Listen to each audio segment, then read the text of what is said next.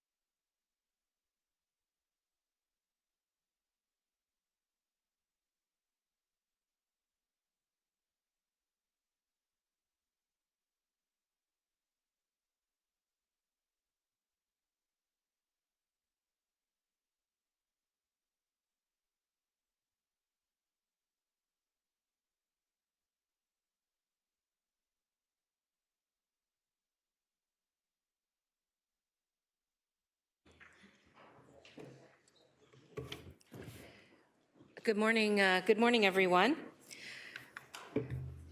We're live now, I believe.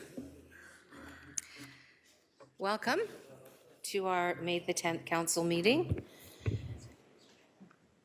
Madam Clerk, could you please confirm that the quorum is present? Good morning, Mayor Horvath. Yes, quorum is present. Thank you so much. So I'd like to therefore call the meeting to order.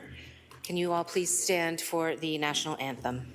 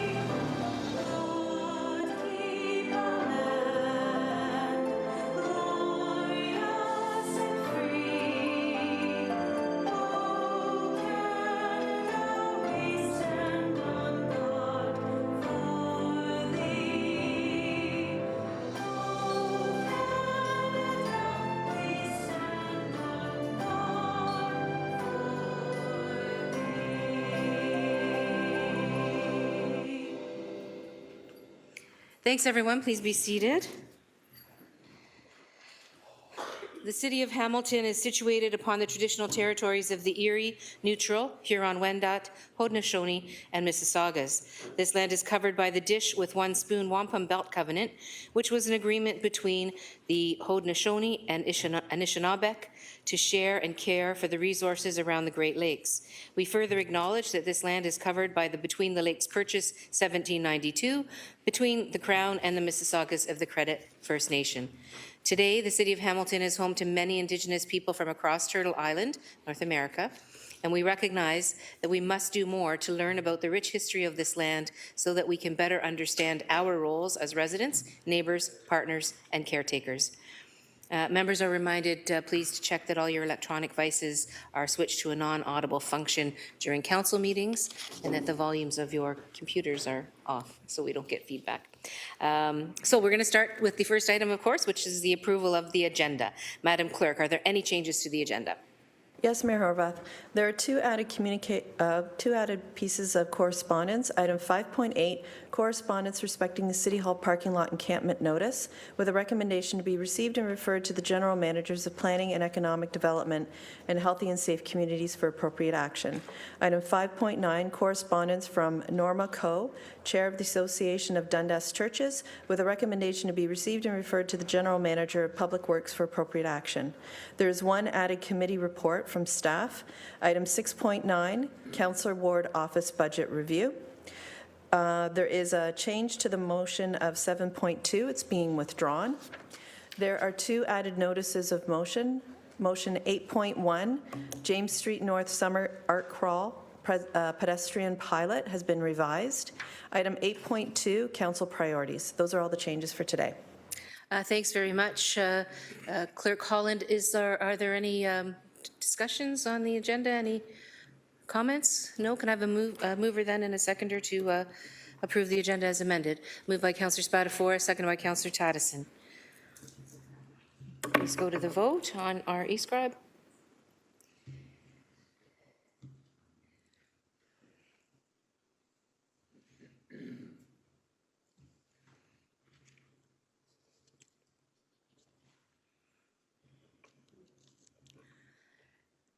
That carries 15-0. Thanks all. We're now into declarations of interest. Members of council, are there any declarations of interest? Okay, seeing none, then we'll move on to approval of minutes as there are no ceremonial activities. So approval of the minutes of previous meetings, April 26, 2023. May I have a motion to approve the minutes of the April 26, 2023 meeting as presented? Motion from Councillor Paul, seconded by Councillor Nan. Is there any discussion on those minutes? Okay, seeing none, can we then just go to the vote on the minutes? Thank you.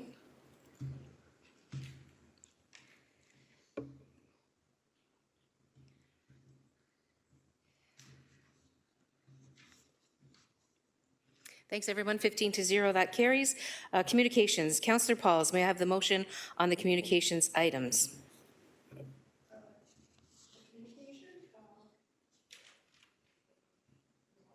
It's okay, take your time. That council moves into the committee of communication. Which one is it? Oh, the list, the whole list. Okay. Oh, okay, I see that. Okay, moved by myself, Councilor Paul, seconded by Councilor Spadafora, that the council committee communication from 5.1 to 5.9 be approved. Thank you, with the addition of the two added, Yes. right? And they're already on there. Okay, that's great. So that's moved by Councillor Pauls, seconded by Councillor Spadafora. Is there any discussion on the communication items? Councillor Kretsch, Councillor Wilson, and then I think Councillor Kretsch as well. Councillor Maureen Wilson, please. Thank you, Mayor Horvath. If I could ask GM Can today, or maybe subsequently, he could report back, just trying to reconcile the information set out in communication item 5.3, which is a resolution from a municipality stating that municipalities are now going to be treated as third parties and then charged accordingly for locates from Enbridge. And then 5.6 is from Enbridge, and it's suggesting otherwise. And if I could ask staff to fill in the blanks in that reconciliation. Thank you. Thanks, Councillor Wilson. GM Khan? Good morning, Carlisle Can, General Manager of Public Works, City of Hamilton. Today with me is Ed English, our Manager of Construction within Engineering Construction Services. Thank you, Councillor, for the question and highlighting those two correspondents there. The city does receive funds from Enbridge. We receive approximately $4.7 million in taxes, municipal taxes paid by Enbridge. They pay about $135 million across the province. So of that, we receive $4.7 million. They currently put on hold, I guess, their plan to charge $200 per relocate. That's partly because of concerns by municipalities and others within it. So they've gone back and looked at it. They have issued correspondence to the Mayor's office dated May 2nd, and I believe that's part of the package. And they've assured us that private property owners and existing natural gas customers, there will be no charge. So we're working with them as we move through it. I will maybe ask Ed to add to that if he so wishes. Through you, Chair. Yes, we're working, a number of different municipalities are working with not just Enbridge, but other utility companies, Bell, Hydro One, in ironing out some of the issues that we have with locates long-term.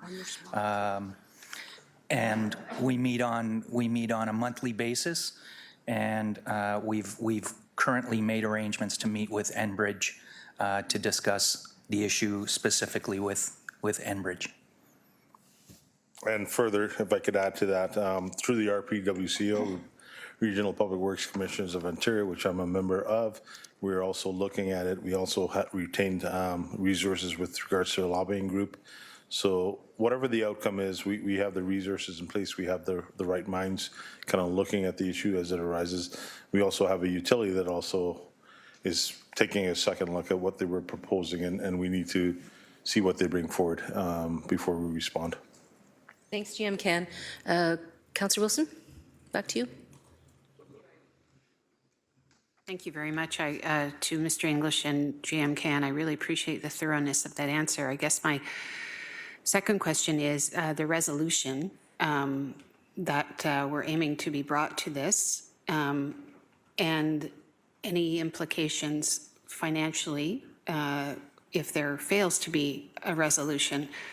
I trust we'll be apprised of that, and we will have to involve more municipalities or the same municipalities in our efforts to avert this form of downloading. Through the chair. GM Can? Through the chair to the councillor, absolutely right. As we go forward and we learn more and we land on whatever the outcome is, we will bring that forward either as an information report, so committee and council is aware, or we will bring it forward with recommendations based on staff's input. Thank you, Mayor. I certainly am not aware of or could be apprised of any financial hardship that's being endured by Enbridge, so the shift is interesting, and I look forward to receiving a glorious, financially sound outcome as a consequence of our partner in the form of Enbridge. Thank you. Thanks, Councillor Wilson. Councillor Kretsch is next. Councillor Kretsch, please go ahead. Thanks. My comment is on item 5.8. And so I just wanted to address these letters, A, B, and C, and also ask a couple questions of staff. And a couple things I really want to point out right away. No surprise to anyone, we received a tremendous number of contacts at our office on the subject of the encampment behind City Hall. And it's been really difficult because we didn't know this was happening, and so that was a challenge in terms of us trying to plan, us trying to respond, and then to get information about what the plan going forward is. And there seems to be a little bit of confusion around, well, what did council actually say it was doing when it approved the most recent motion on the subject versus what I think people in the community are thinking is going on. There's certainly a lot of service providers around who are confused. So a few things to outline, and then I want to ask a question of staff. Number one, we do have a motion coming forward on May 17th, which is about the new encampment protocol. So that's coming forward. It'll be released this afternoon, so people can read that and see what's contained there. There has been a considerable shift since the last term of council where we had a protocol, then didn't have a protocol, and now are trying to get a protocol. So the original one was like very prescriptive, had all these things in it. Then we had some kind of half-baked thing going on for a while. But then we were clearly last time saying we're having a housing-first approach to this, period. Having a housing-first approach to this is a dramatic turn of events from the previous council. I'm not sure everyone knows that or everyone got that message, and I want to give staff a chance to explain like what that means. Also, my other point is about the voluntary notice that was given. So not every municipality does it quite this way, where there's voluntary notices and then there's notices to comply. Sometimes they're on the same form, sometimes they're on different forms. So this created a lot of confusion as well because this voluntary notice also had a due date column on it. And so where other municipalities have a voluntary notice, it doesn't have one, and then a compliance notice, which does have one, because these elements are on the same notice, people were confused, like, well, is this voluntary or is it in order to comply? And so those two issues, the issue of someone could explain and what council did decide from staff's perspective and be clear about that housing first approach, and two, if somebody could speak to this issue of the voluntary notice, and three, what's the plan? Thanks, Councillor Kretsch. City Manager Smith, please. Through the mayor to council, I'll start. We also have GM Burden online and GM Thorne, and they can augment. So the approach that was approved by council earlier this year through the budget process is a change from having bylaw go in, enforce, etc. And it is a housing first approach. There isn't a neat and tidy time frame to a housing first approach because they're working with individuals that all have very unique needs, different circumstances, et cetera. And so they look at how to best engage, and sometimes that engagement takes a bit of time to build up that trust. And then they look at what their circumstances are and how they can engage in services and some other housing options. I will tell you that, the staff don't jump to do enforcement first, but every morning, the housing for outreach staff, the bylaw staff, and police services like Social Navigator, they get together, they talk, they look at the different sites around the city, and right now there is about 100. and talk about, okay, where are we getting the engagement, et cetera, but they also talk about whether there's any escalating health and safety concerns. And that's when that next step to enforcement they move to. Even while they issue no trespass orders, the housing outreach staff are still in there, continuing to engage and look at what options are available and trying to link individuals up for services. So at a high level, that's it. I'll ask GM Burden if she'd like to expand on it, because she has the housing outreach staff, and GM Thorne, who oversees bylaw. Thanks, City Manager. GM Burden, please. Angie Burden, General Manager of Healthy and Safe Communities. I'm sorry, Madam Mayor, I'm having trouble with my video today.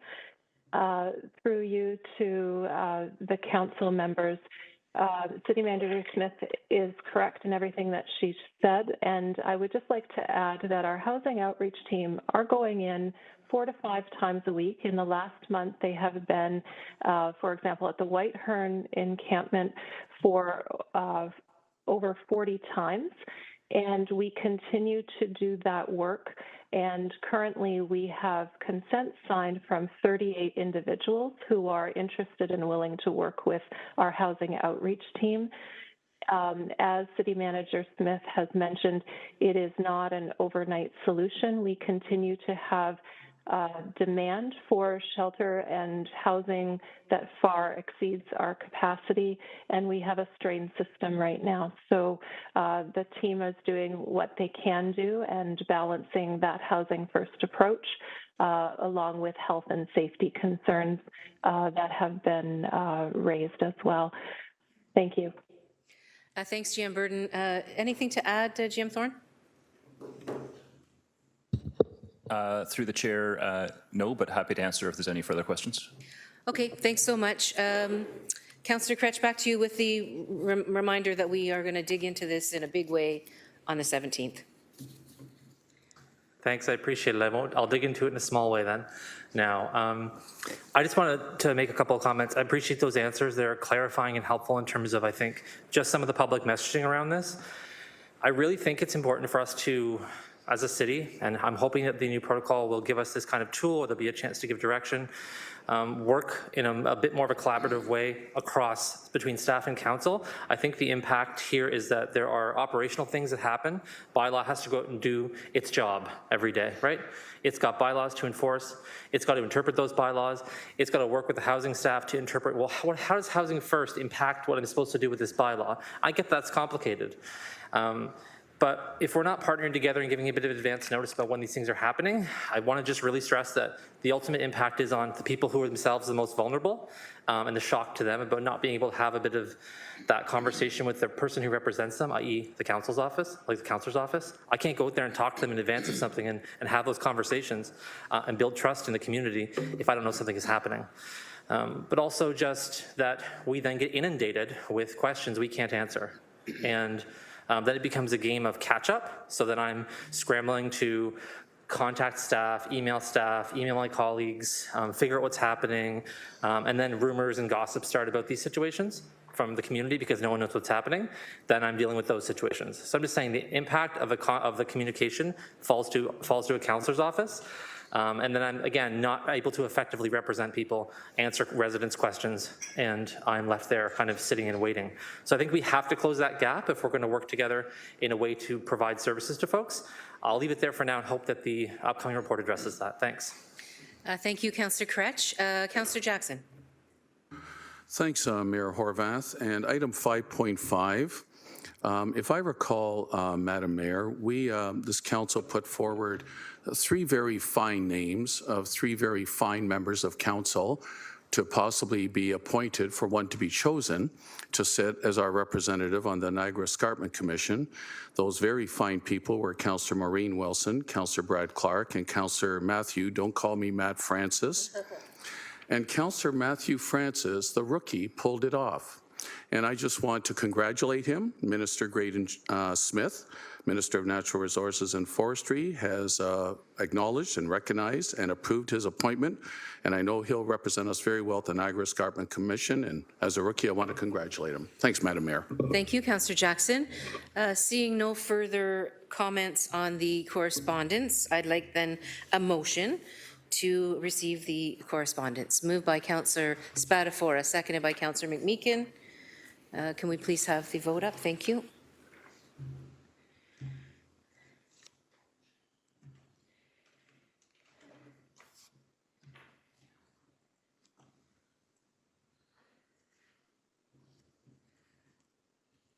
Had I already gotten mover and seconder? So we did it twice? And it wasn't the same two, I guess, right? Sorry about that, folks. We got 4 on that one. 2 movers and 2 seconders. Okay, that passed. 15-0. Okay, thank you. We're now going to move into Committee of the Whole. Councillor Pauls, may I have a motion to move into the Committee of the Whole? Yes, Madam Mayor. The council move into the Committee of Whole for consideration of the committee reports, and it's moved by myself and second by Council Spatafora, who sits right beside me. Okay, I'm taking a note of who the mover and seconder are this Thank time. you. Thanks very much. With the votes up to move into Committee of the Whole.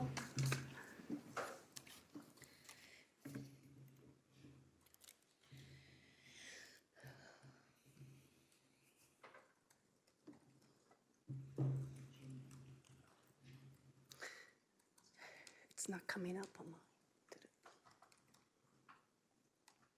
That carries 15-0. Thanks very much. So we are on to the committee reports. 6.1 Public Health Committee Report 23-005, May 1st, 2023. Councillor Maureen Wilson, may I please have a motion to receive and approve the recommendations within the Public Health Committee report?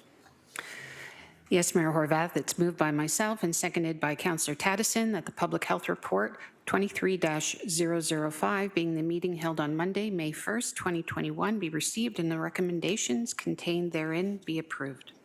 Thanks so very much. Are there any speakers to this report? Seeing none, then please indicate your vote on the report.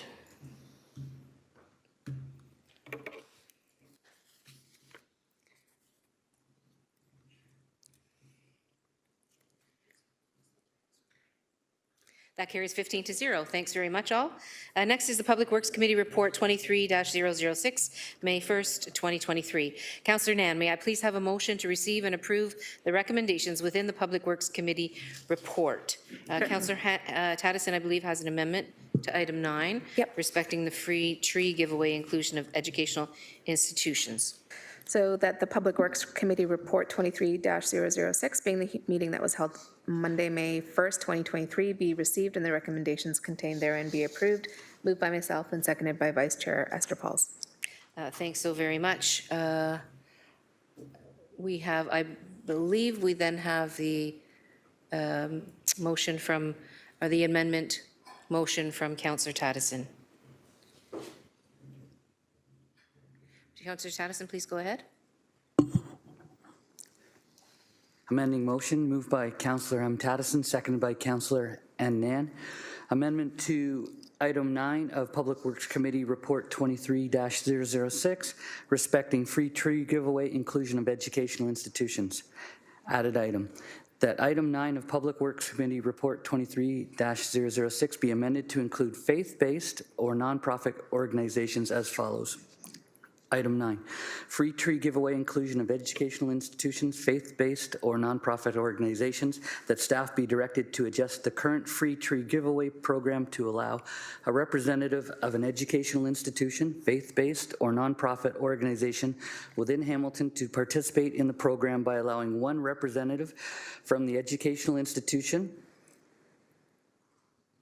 or I guess we need to change that, or faith-based or nonprofit organization to attend an event and pick up 1 to 5 trees with proof that they represent the institution. So we need to amend the wording there. Thank you. Everybody understand the kind of on-the-fly little fix-up of that amendment? Okay, so then on the amendment, so that amendment's moved by Councillor Tattison, seconded by Councillor Nan, who's Chair Committee. Any discussion? Councillor Nan, please.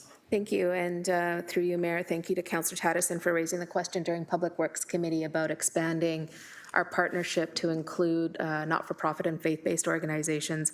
One of the discussion points on this item for members who weren't present in the discussion is that we do have an urban tree canopy target that we're aiming to achieve on an annual basis.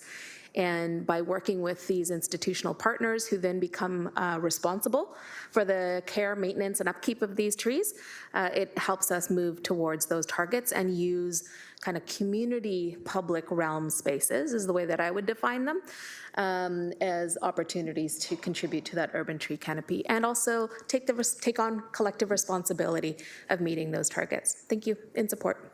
Thanks very much. Seeing no further speakers to the amendment, can I just say really quickly, good work. We talked about this on Friday, the urban canopy, and here we are making some moves, which is amazing. So good work.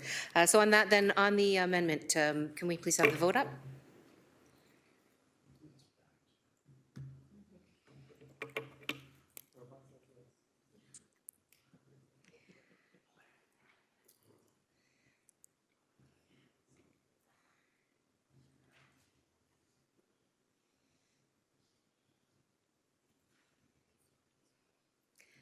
That carries 15-0. Thanks very much. Congratulations, Councillor Tattison. Now on to the main committee report. Is there any discussion on the remainder of the report? Councillor Jackson, and then Councillor Spadafora. Thank you, Mayor Horwath. Item 2, automated traffic enforcement new sites. 23 years ago, at the time of amalgamation, Mayor Horwath, we had 0 red light cameras. Today we have over 50. A couple of years ago, we had no automated speed enforcement cameras, known as photo radar. Today we've got 2, hoping we're going to build on that number across our city. These cameras, Madam Mayor, are not a panacea for traffic calming and traffic enforcement, but they're an additional tool where police officers cannot be 24/7 in high speed, high stunt driving, high reckless, careless driving locations that I'm sure each and every one of our wards can point to certain problem areas. And I know with community up in my area, Mayor Horwath, we're working on different designs of roads. We're working on trying to even have community involvement in terms of additional traffic calming measures, speed cushions, slow down signs, seniors crossing, etc. All the pedestrian countdown signals, pedestrian intersection pedestrian signals themselves that help for pedestrian crossings in certain important areas. But I'm very supportive, always have been, and obviously have been on council the last 23 years when the red light camera program was introduced. We were part of 6 municipalities that introduced it. And imagine back then, 2 cameras were rotated between 6 municipalities back then. And here we are in Hamilton with over 50 of our own. And with the speed enforcement, the photo radar, I'm hoping, Madam Mayor, it's all about traffic safety. It's bonus that money comes in terms of into a reserve. And the best part of the red light camera program has been, Madam Mayor, that it has not costed taxpayers anything. If anything, we've had a healthy reserve of several $1 million over the years by those that violate intersections by running red lights and turning on reds, right-hand turns on reds as well. That creates problems. I know the photo radar camera, we needed some upfront money to purchase the 2. I'm truly a believer that it will end up being a dual benefit, both for traffic safety, paramount, first priority, but also we'll build up a reserve that we can use for other traffic calming measures across our city, because traffic enforcement, I know up in my area, and I don't think I'm alone, is a top priority for our community, especially for pedestrians and cyclists alike. So I'm strongly supportive of what's here before us. Thank you, Mayor Horwath. Thank you, Councillor Jackson. Councillor Spadafora, please. Thank you, Mayor. And I just wanted to give a shout out to Public Works staff, Director Graham, Megan Stewart, Cara Bunn, hope I'm not missing anybody, but just to thank them for their help with the parks updates that are happening in Ward 14. Again, I think this is something important to highlight as we continue to improve families in the ward's ability to enjoy parks, exercise, and feel, engaged and included in their community, and able to share that green space with the entire ward is great. So again, thanks you to the Public Works team that helped me out, and looking forward to the updates. Thank you. Thank you, Councillor Spadafora. Seeing no further speakers, the Public Works Committee report as amended then is before us, which was moved by Councillor Nan and seconded by Councillor Pauls. So we have the vote, please.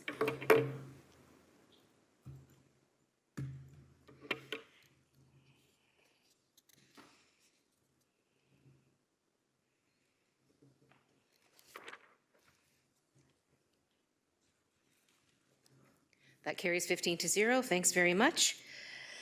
We're now on to 6.3, the Planning Committee Report 23-007, May 2nd, 2023. Councillor Wang, may I please have a motion to receive and approve the recommendations within the Planning Committee report?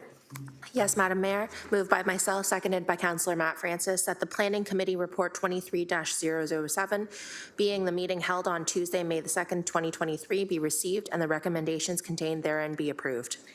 Thanks so much. Are there any items in the report that members would like to speak to, amend, or have voted on separately? Councillor Clark, please. Thank you, Madam Mayor. Item number 4, the application for Rural Hamilton official plan amendment and zoning bylaw amendment to lands located at 127 Freelton Road, Flamborough. The planner is Urban Solutions, and I need to declare a pecuniary disqualifying conflict of interest, as my son has a retail business interest with the principal planner of that Urban Solutions. Absolutely, and then you'll be abstaining and providing the proper paperwork to the clerks. Thank you. Thank you so much. Is there any discussion at all on this particular report? Seeing none, then we'll go to the vote. Please indicate your vote now on this report. Thank you.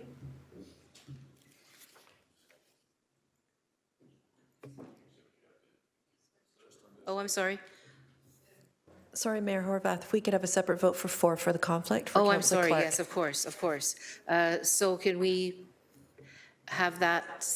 Okay, so that's the one that's up right now. So right now is the item in the report that Councillor Clark requires to be noted as abstaining because of his pecuniary interests. Sorry about that, folks.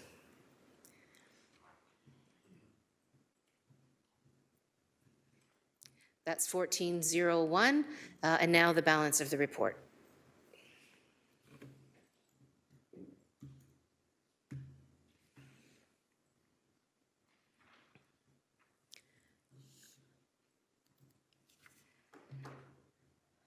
Thank you. That carries 15-0. We're now on to item 6.4, General Issues Committee Report 23-015, May 3rd, 2023. Councillor Pauls, may I please have a motion to receive and approve the recommendations within the General Issues Committee report? Thank you, Madam Chair, that the General Issue Committee Report 23-015, being the meeting held on Wednesday, May 3rd, 2023, be received and the recommendation contained therein be approved. And it's moved by myself and seconded by my neighbor, Mike Spadafora. Councillor. Thanks very much. Are there any members of council that wish to speak to anything in this report? Councillor Maureen Wilson, please. Thank you, Chair. Just requesting a separate vote on item 6. Thank you. Item 6. Item 6 on the report. Okay. All right, then we'll start with that. Is there any discussion on the item 6 on the report? Seeing none. Please cast your ballots, or cast your votes, rather.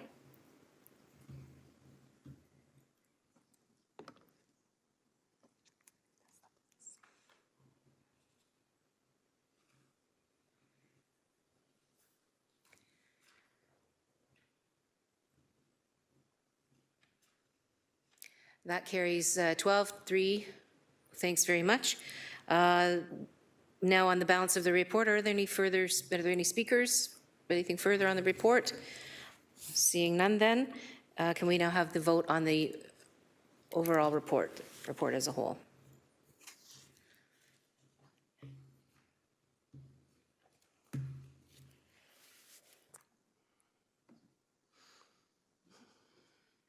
That carries 15-0. Thanks very much, everyone. We're now on to Audit, Finance, and Administration Committee Report 23-007, May 4th, 2023. Councillor Cretch, may I please have a motion to receive and approve the recommendations within the Audit, Finance, and Administration Committee report? Yes, moved by myself and seconded by Vice Chair Councillor Tammy Huang. The Audit, Finance, and Administration Committee Report 23-007, being the meeting held on Thursday, May 4th, 2023, be received, and the recommendations contained therein be approved. Thanks very much. Are there any items within the report that members would like to speak to, amend, or have voted on separately? Seeing none, we'll then go to the vote. That was moved by Councillor Cretch, seconded by Councillor Huang.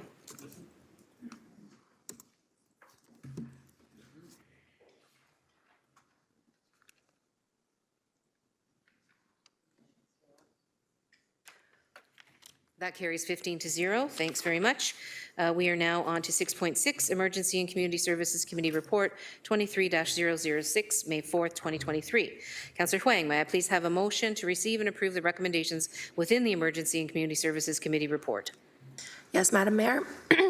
Moved by myself, seconded by Councillor Matt Francis, that the Emergency Community Services Committee Report 23-006, being the meeting held on Thursday, May 4th, be received and the recommendations contained therein be approved.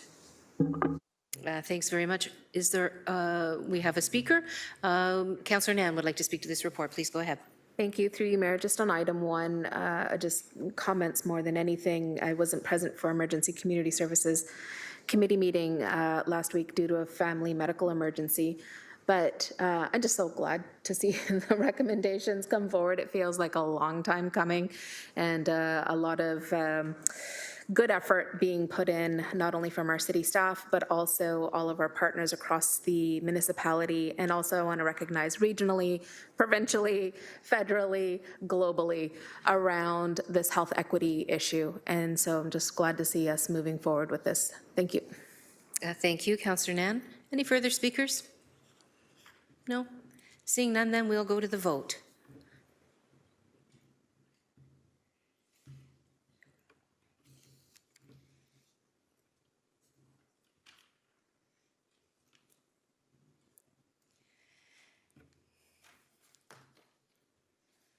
That carries 15-0. We're now on to the General Issues Committee Special Report 23-016, May 5th, 2023.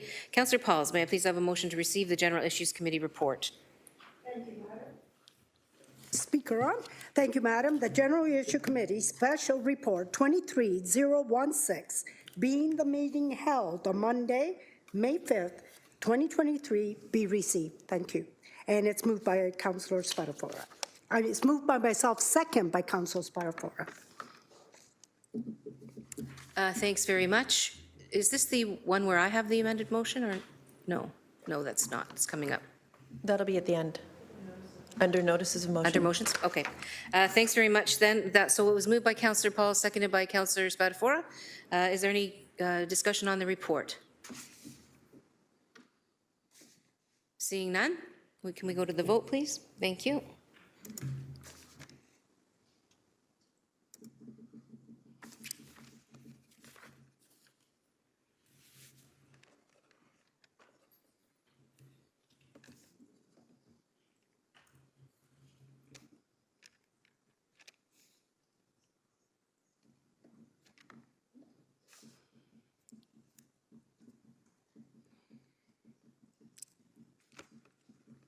Councillor Nan?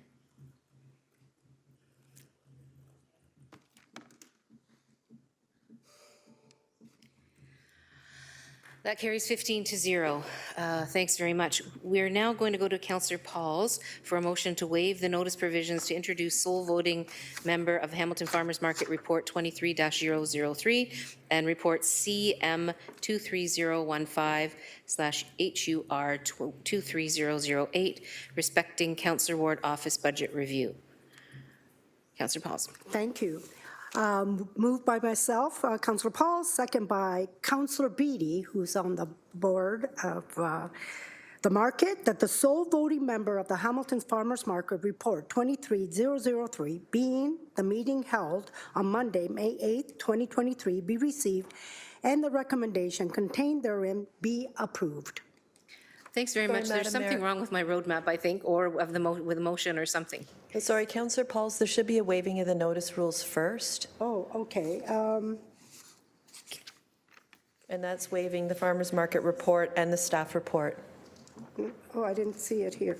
That's okay, Janet will help. So, Councillor just so that I'm clear, the roadmap says sole voting member of the Hamilton Farmers Market report and the other report. this So is the both motion? of those reports are now having the rules waived so that we can Okay. put them on the table, right? Just so everybody Correct, knows. Mayor Horvath, we need to waive the rules because they were provided after the 5-day notice. Absolutely. Okay, so I have the waiving of the rule first. Okay. My apologies. Moved by myself, seconded by Councilor Beatty, that Section 5.82 of the City Procedural Bylaw 21021, as amended, which provides that a minimum of 2 days shall pass before the report of standing committees, that the selection committee or other committee that reports directly to council is presented to council to approve adequate opportunity for the review, be waived in order to consider the sole voting member of the Hamilton Farmers Market Report 23003 and Report CM 23015, HUR 23008, respecting Councilor's Ward Office Budget Review. Okay, so now this is just on the waiving of the rules. Yes. So we'll have a speaker's list is on the waiving of the rules? No. Or no? Okay, okay, on the main motion. So then, can we go to the vote, please?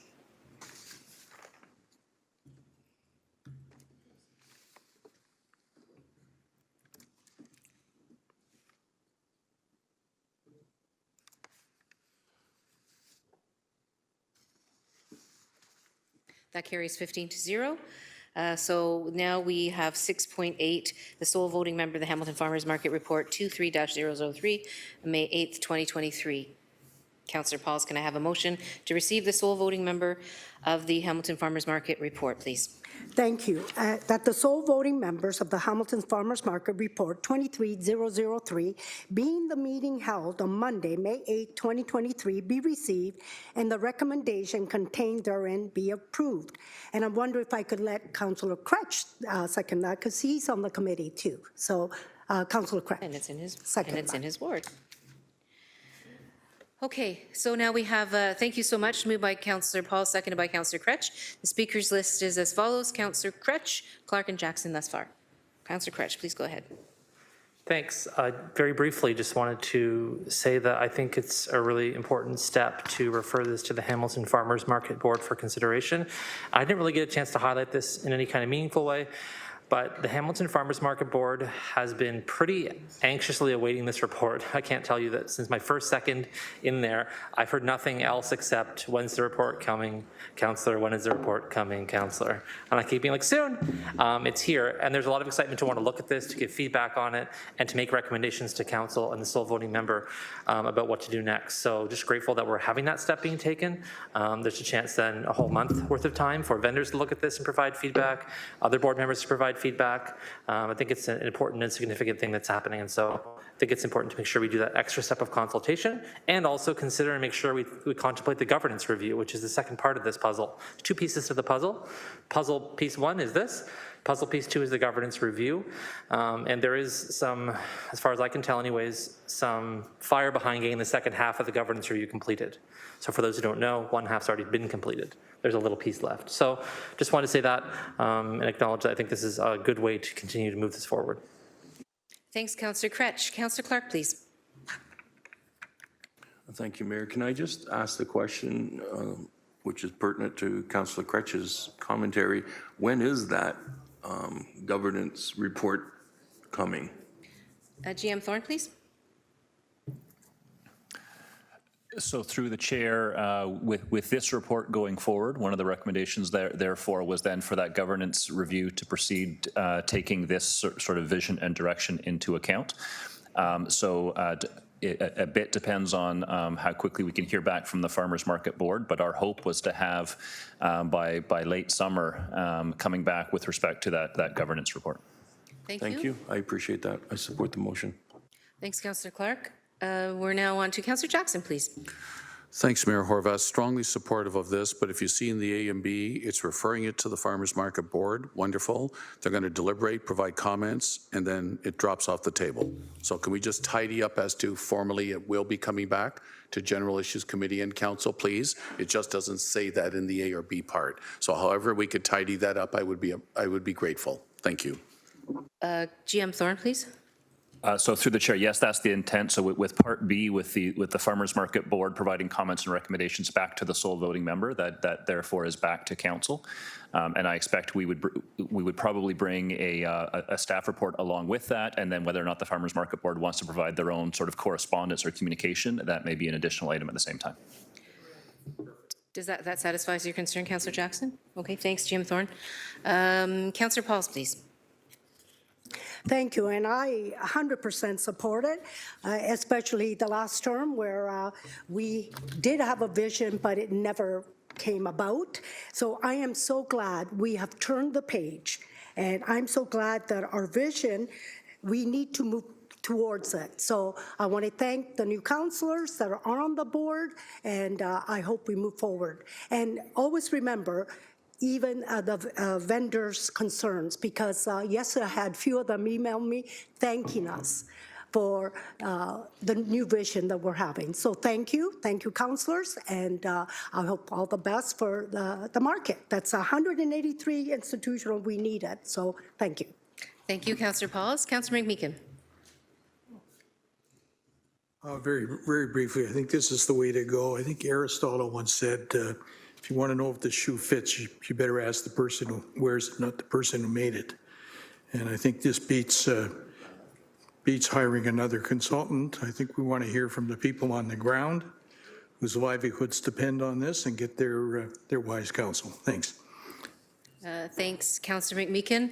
I don't see any further speakers on this item or on the on this item. So. So that was moved by Councillor Pauls and seconded by Councillor Kretsch. We'll go to the vote now, please.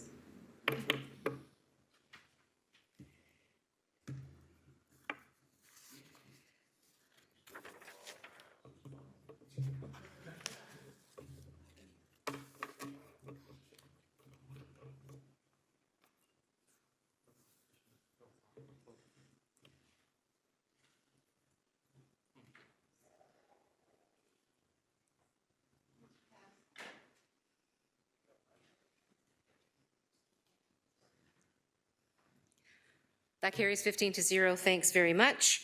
Let's see. We are now on the Councillor Ward Office Budget Review CM 23015/HUR 23008 citywide. May I please have a motion to approve the recommendations within the report?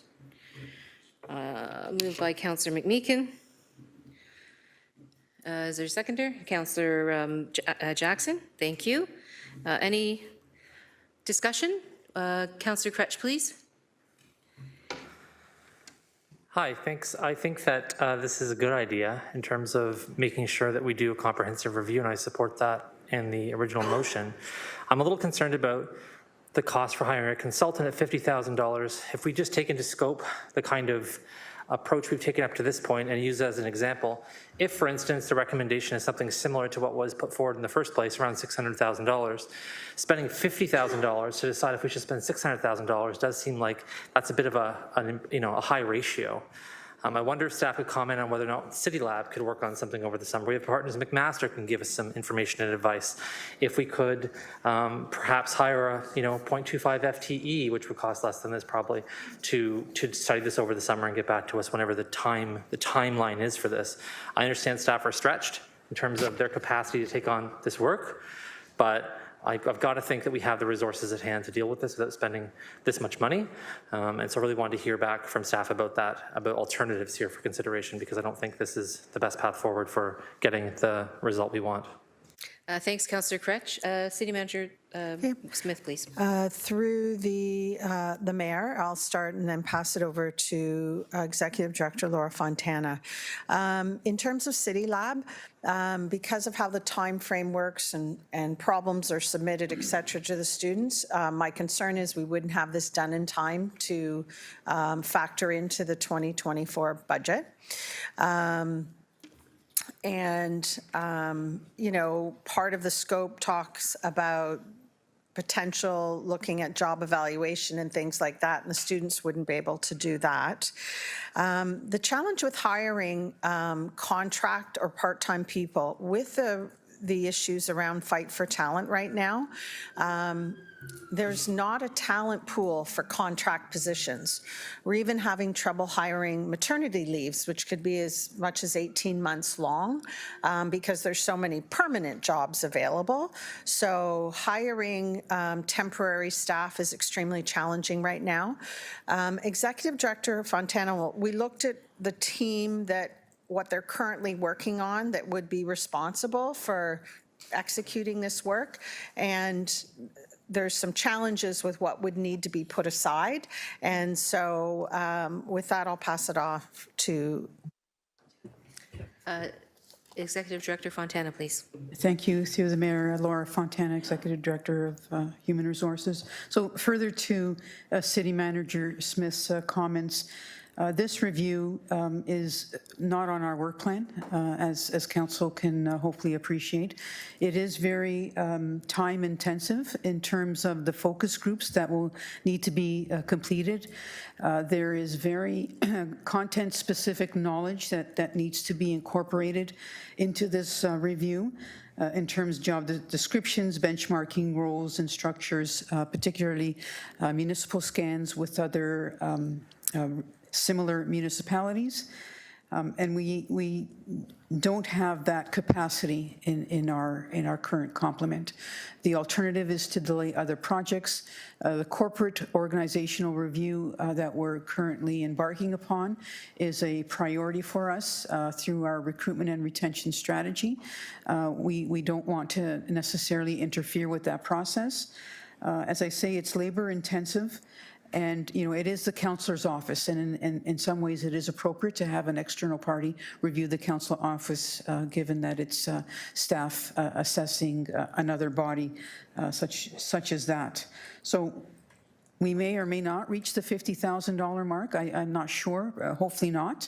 It says up to $50,000, but I can't commit. Unless we move other priorities in human resources, I can't commit staff to undertake this project in time for the 2024 budget process. Thank you. Councillor Kretsch. I'm hearing two things. Component number one is a research component, which requires us to go out and do some research, which there are certainly just hundreds and hundreds of qualified people to do that work in this city. Then I hear approach number two, which is about the job evaluation piece and the specifics around, you know, having, I guess, interviews and discussions with members of council around what their needs are, which I'm assuming is what you're calling these focus groups. So it seems like there's two pieces of work here. I think maybe it would be beneficial to approach City Lab, have a conversation, see if they can inject this into their work stream, talk to some people about what components they could pick up on this and come back to the next council with a modified plan. Simply because I don't think this is the right way to go. It's not that I don't think there should be independence. There should be to some degree. But this is one of the challenges, I think, with this issue, which has been going on for, I would say, a decade of conversations, is, well, we can't do it this way, but then we can't do it this way, and then we can't do it this way. And I don't think this is an extraordinary hill to climb in terms of evaluating what other municipalities are doing. So I think that piece of work can be done by others. I get that we need somebody with a chirp maybe to do the chirp stuff. And by the way, that's certified human resources professional. For those who don't know, it's not the sound a bird makes. But well, it is too. It is too, pardon me. Birds also make the sound, so it's just lovely all around. But The point being that we should have a certified human resources professional as part of this work, for sure. But I think there's a way to mitigate costs. I think staff could go back and come with something next time that gets us closer to a number I think that makes sense. Thanks, Councillor Cretch. Councillor Jackson, please. Thank you, Mayor Horvath. I want to thank City Manager Smith for both the timeliness of her putting together this report and her recommendation, which I'm fully supportive of. The worst thing we could do is have somebody internally within staff, somebody who is on contract with us and is connected with us, labs, whatever, the university, to do this type of review. I'll say again, Mayor Horvath, just as a refresher, 2007, after 7 years of amalgamation, Council of the Day said, we want to know exactly, with the 16 of us doing what 59 politicians used to do across the same geographic area, looking after the same number of people in the former region of Hamilton-Wentworth, we want to know if our salaries and our benefits overall are commensurate with comparable municipalities. We hired an independent consultant. Stress, independent, impartial consultant, Tom Gazda, who came back and said we were well below the 50th percentile across comparator municipalities in the province of Ontario, and he recommended an immediate bump up, which the overwhelming majority of council, including myself, upon the independent, once again, stress, independent, impartial review provided. My fingers were not over it at all.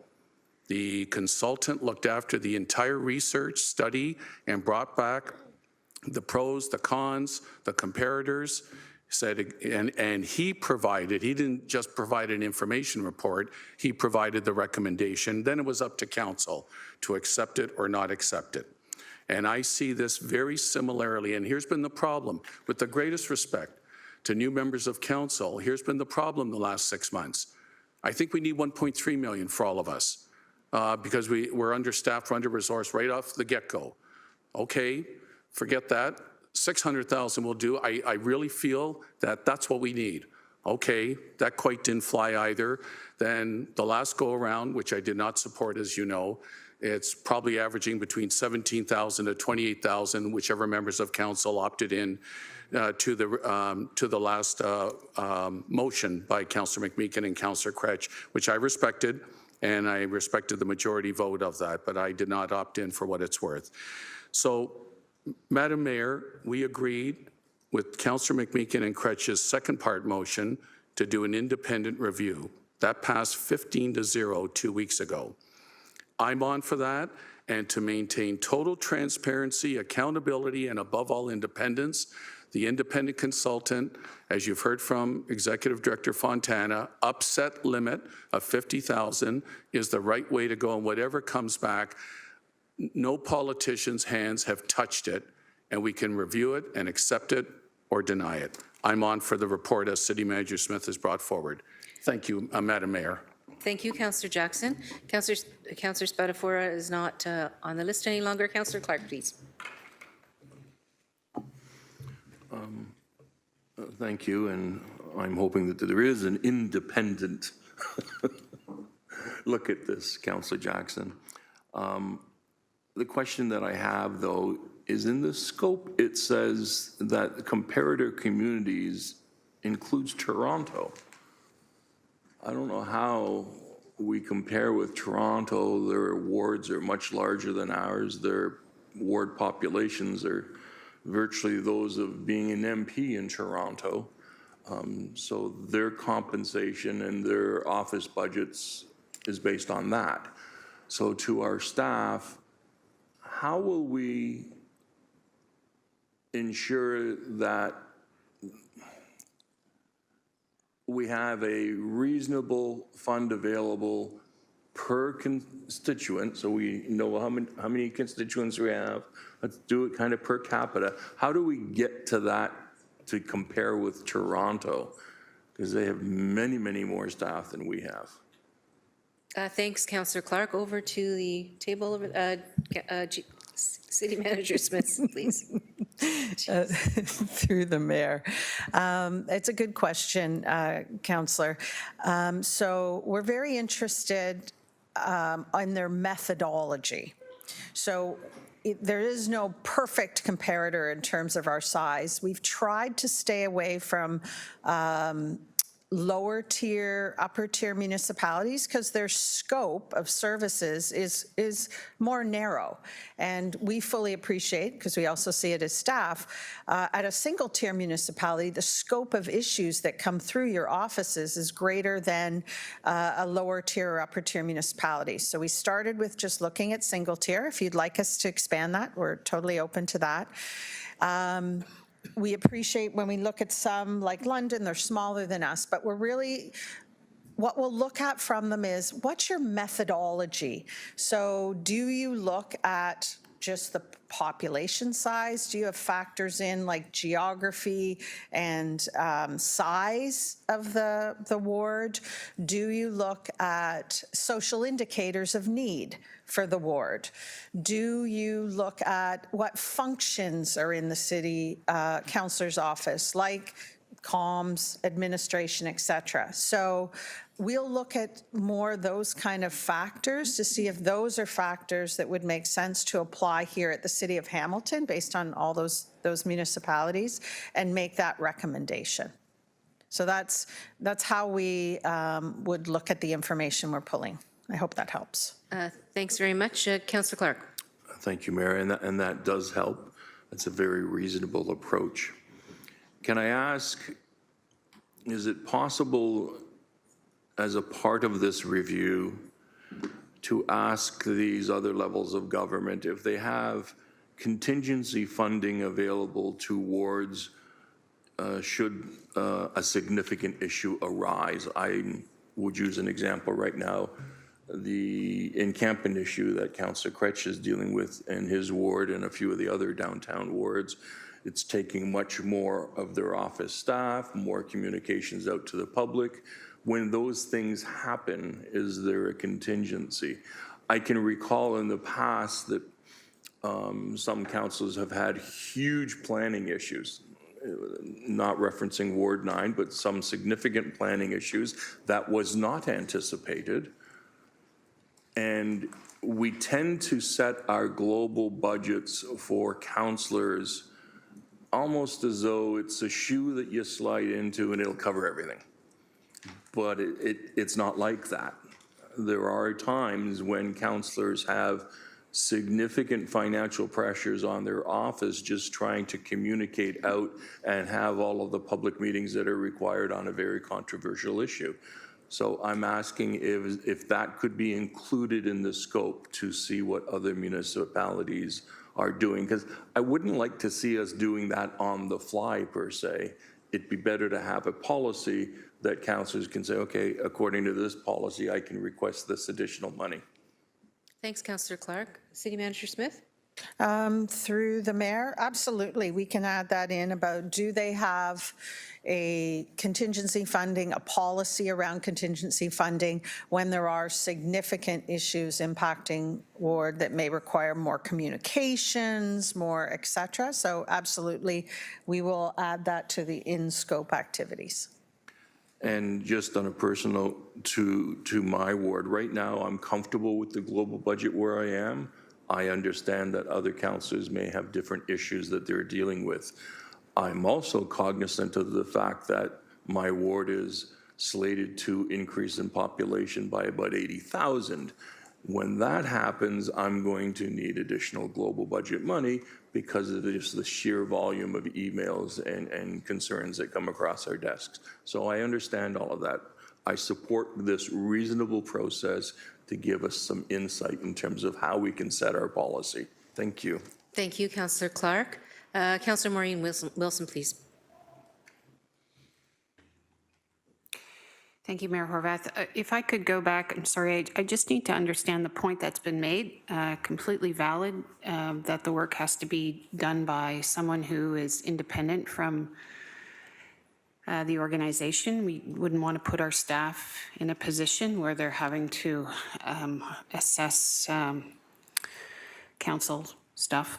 But on the City Lab, is the suggestion that they're not available because of the timing, or is the suggestion that they're not independent? Because I would perceive them to be. Thank you. Thank you. City Manager, please.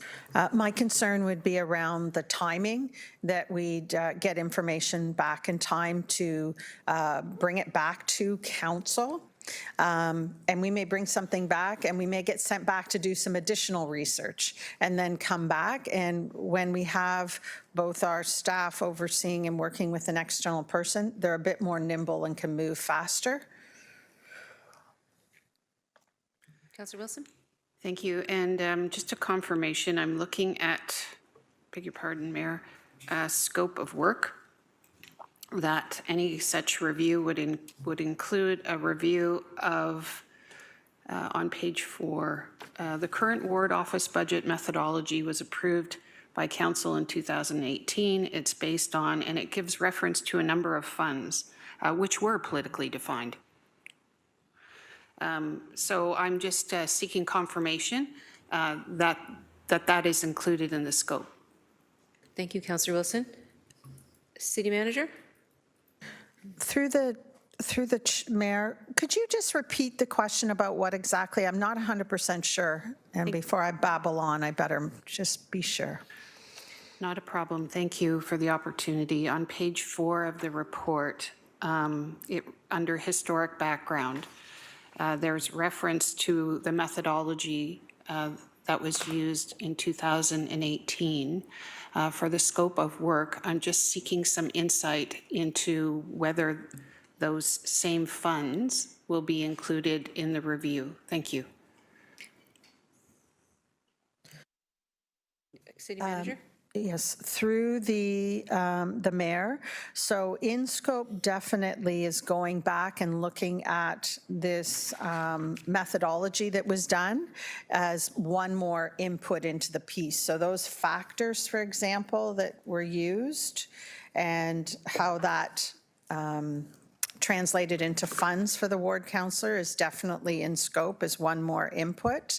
What we're not looking at is the out of scope is funds such as the area rated special infrastructure levy and those type of initiatives, those would be out of scope. But looking at the past methodologies and how that translated into funds for the councillors would definitely be in scope. I hope that answers.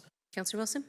Thank you. Just further to that then, so I understand, you will be including those other funding pots, for lack of a better word.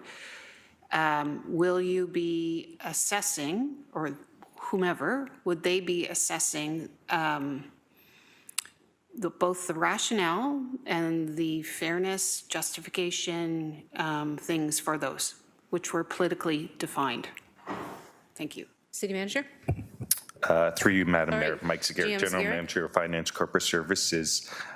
Those funds would form part of the review, and I would suggest it ties in part to Councillor Clark's question with respect to factors that are affecting wards. Those funds in part reflect factors that affect demands and requirements of ward offices, and it would tie into whether or not there's a rationale for I'll use an example, current example in terms of ward offices. There's a legislative budget that is pooled amongst the various wards to allow for funds to participate in AMO FCM. So that's an example where a pool fund could be available to deal with factors such as inner city factors, student factors, geographic factors. So it would form part of the methodology review that the city manager has highlighted as part of the scope, and it also may inform, to Councillor Clark's question regarding the rationale for a pooled fund that could address particular issues that are arising in year or in term. Thank you for the clarification. Thank you, Mayor. Thank you, Councillor Wilson. Thank you, Jim Zagirik. Councillor McMeekin. Thanks very much, Your Worship. I really appreciate Councillor Jackson's admonition about the need for it to be independent. The last thing I think we want is anybody, and we've lots of people out there who want to comment on things, suggesting that Councillor Huang had a special influence or Councillor Francis drove the study or whatever. It needs to be clean, upstanding, and virtuous. And I think the motion speaks to that in need for independence.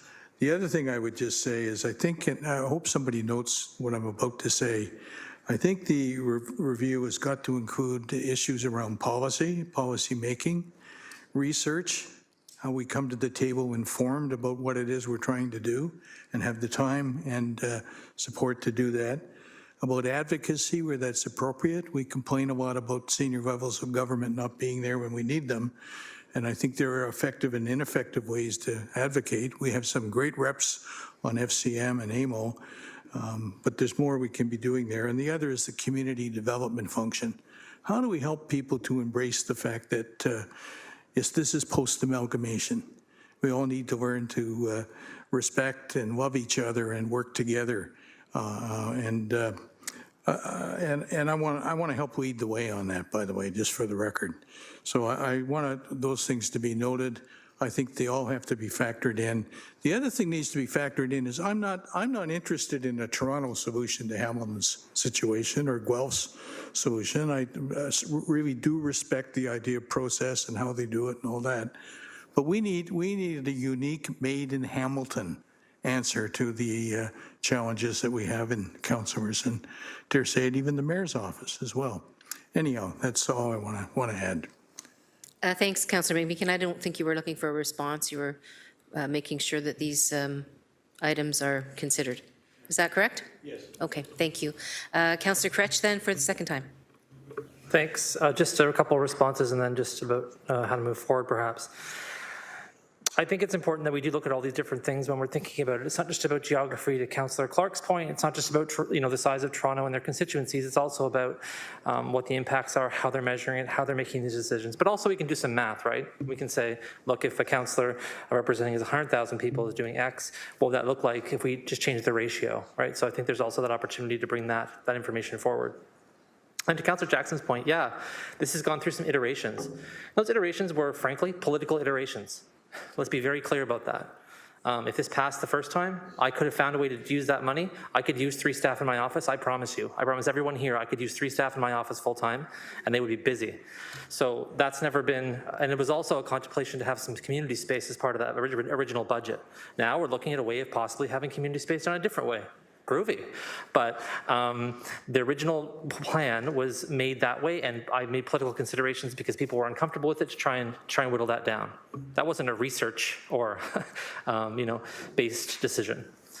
I think the one thing I want to highlight here before we get to the end of what I have to say is about reflexivity and about our ability to comment on ourselves. And I think in this term of council, I hope we can be a little bit more bright about that. What I mean is not bright in terms of level of intelligence, but bright as in like hopeful and joyful and thoughtful about it. Like we have to have enough faith in ourselves and our staff to not be saying to the public, we're so worried about our own ethical morality that we're concerned the public's going to think that we're interfering with staff to have an outcome. Like, can we just stop saying that out loud all the time? Like, I don't think that's what's happening here. I don't think that we should be so afraid of the perception of the previous terms of council that we're saying, oh, we have to make sure this is done independent because we're worried one of us is going to interfere with staff in an inappropriate manner. Like, our code of conduct says don't do that. So I hope we're all following the code of conduct. And if we are, then what's the issue? So I really want to highlight that as in terms of this notion that if the staff at our city do something, then the councillors must of course be a bunch of meddlers. I just don't think that's appropriate. So I want to be really clear we don't go down that road on a regular basis. To that point though, I'm sensing folks really want to move on with this and are happy to support it in some way. So I'm just going to ask that we vote on item C separately and pick it apart and vote on that differently. Because I think A and B achieve what we need. C is where the funding bit is. So if we can just vote on C separately. Thanks. Okay, so Councillor Kretsch has asked for one of the recommendations to be pulled out of the report. Is that's moved by Councillor Kretsch? Or does it just need to be just done? Okay. Madam Mayor, it's just a separate vote for C. Okay, We'll do A and B first. Yep. Councillor Jackson, please. Thanks, Mayor. Second time, I just wanted to remind everyone, similar to the Flamborough Reserve, that those majority members of council who supported it, one of the arguments they used, Mayor Horwath, was it did not impact the levy this year. And this report says it's coming out of budgetary surpluses and reserve, so the 50,000 upset limit won't impact the levy either. To stay consistent. Thank you, Mayor Horvath. Thanks very much, Councillor Jackson. Councillor Clark, please. Thank you. The 2018 adjustment permitted councillors to have 2 ward mailers, so 2 mailers to the entire ward. This does not indicate that. This just says mailers from the councillor, something to that effect. So can I verify, are we looking at that also? It says information mailers, prorated per dwellings in each ward. Well, we had 2 information mailers. That's what past What are you policy referring was. to, Councillor Clark, in terms of the Page 4 of 8, Page 4? Okay. historical background. Okay. Thank you. I appreciate that. City Manager Smith, please. Through the mayor, you're absolutely right. My understanding is with the current methodology, when they factor out how much money as part of that piece of the methodology goes towards that, it is for 2 mailers a year. We'll certainly have, when we have the one-on-one meetings with the councillors, we'll have conversations about, again, the functions around communications, whether lots have changed about how we communicate, whether there's still a desire to have the methodology include 2 mailers a year, or maybe it's just a fund for communications, which could be mailers, it could be public meetings, et cetera. So we'll make sure that's a piece of it, Councillor. Councillor Clark? Thank you very much. And as per Councillor Kretsch's comments, I've seen far too much political interference in policy drafting. It has occurred. I see political attempts at interference on enforcement matters. We have to be careful. And it's not that we're perhaps doing it intentionally. We're doing it out of the passion that we have for the residents in our ward, and we're trying to resolve a matter. But sometimes we simply can't stick our nose into operations. The bylaws are for the staff to interpret. They enforce the bylaws. If we don't like the bylaws, we can change the bylaws, absolutely. But we still have to have that, and I keep dwelling on it. We need unfettered professional expert reports coming in, so giving us recommendations, we make the decision. And on things like this, I understand Councillor Jackson's concerns because both he and I have seen it. And we want to make sure that this is, it can't be seen as a biased report. Our decision will be biased at the end. We will decide what the policy will be, absolutely. But the advice that comes in from staff or the outside consultant, we really do want them to have the freedom within the scope to make their recommendations. Thanks, Councillor Clark. Thanks so much. I don't see any further speakers to this item, so we are going to go through the report by recommendation. So we'll start with A, B, and then C, or should we just pull C? A and B lumped together? Okay. Is that all right with everybody? A and B lumped together? Okay. So then on items A and B of the Office Budget Report 6.9 A. Please identify or indicate your votes.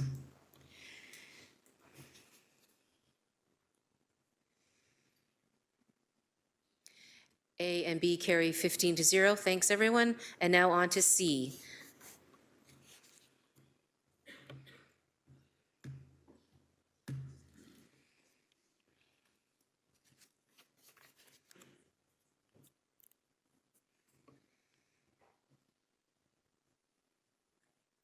That carries 13-2.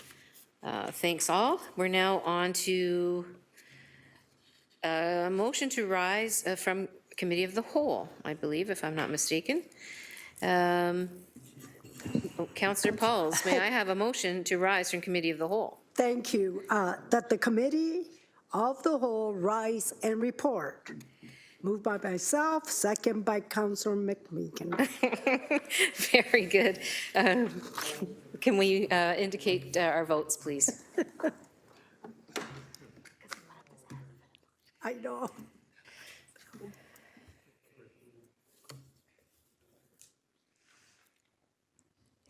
This carries 15-0. Thanks so much, all. We're back into our session. So item 7, we're on to motions. So 7.1, 2023 Alpha Conference and Annual General Meeting, June 12th to 14th, 2023. Councillor Huang, would you please present your motion? Thank you, Madam Mayor. Moved by myself, seconded by Councillor Matt Francis. 2023 Alpha Conference and Annual General Meeting, June 12th to the 14th, 2023. Whereas Councillor Maureen Wilson is the Vice Chair of the Public Health Committee, and whereas Alpha has scheduled the conference and Annual General Meeting on June 12th to 14th, 2023.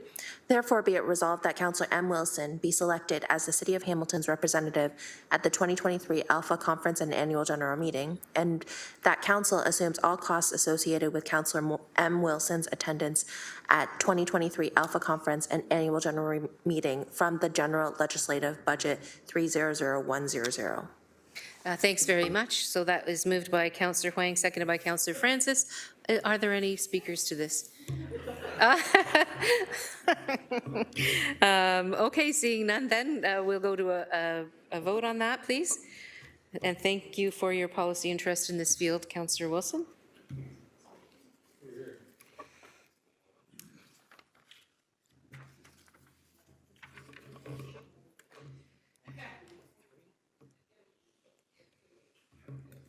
That carries 15-0. Thank you very much. Let's see, we're on to Shadok Arena. Yep. Secondary Ward Office for Ward 14. Councillor Spadafora, would you please present your motion? Thank you, Mayor. It's moved by myself, and I've had a few people offer to second, but today seems like it's a neighbor day. So I'm going to have my neighbor here, Mark Tattison, Councillor Mark Tattison, second my motion. Whereas the Ward 14 Councillor is looking to provide residents with an alternative satellite constituency office location for members of the public to meet with myself and my staff, whereas the Ward 14 Councillor staff would like to be in closer proximity to the elderly residents and those with mobility challenges. And whereas the Shadok Arena location is situated on a bus route, is more accommodating for those without vehicles, as well as providing free parking for those who do have vehicles. Therefore, be it resolved, the staff be authorized and directed to repurpose a vacant office at Shadok Arena for the use of a satellite office for Ward 14 for use during regular business hours, and that staff be directed to report back to the GIC committee with a policy and/or guideline for secondary ward offices. Can I speak to this? You absolutely can. Please go ahead. So just, I guess, some background for everyone here and the public. So when I first came in to office, I started this process, and I started with the clerks and asked about what can we do to be in our ward and have the ability to have people visit in the ward because it's easier for them. And speaking about engaging our residents and trying to make it easier for the people that can't ride their bike to City Hall or drive their car to City Hall or walk to City Hall or take the bus to City Hall. So I started that process early on once we were elected, and it's evolved and evolved and evolved, and I think there were some different questions that came up, questions about cost, questions about, oh, you're gonna have to move city staff outside of offices and move them elsewhere, and what's the cost to the taxpayer, and all these things. Are you looking for commercial space, and who's going to pay for the commercial space and the lease, and all these things came up, and I just want to explain why I'm asking for this office. This office has been vacant for, I'm going to go out, I'm going to say 10 years, maybe more. There was a city director in the office, and it hasn't been used since.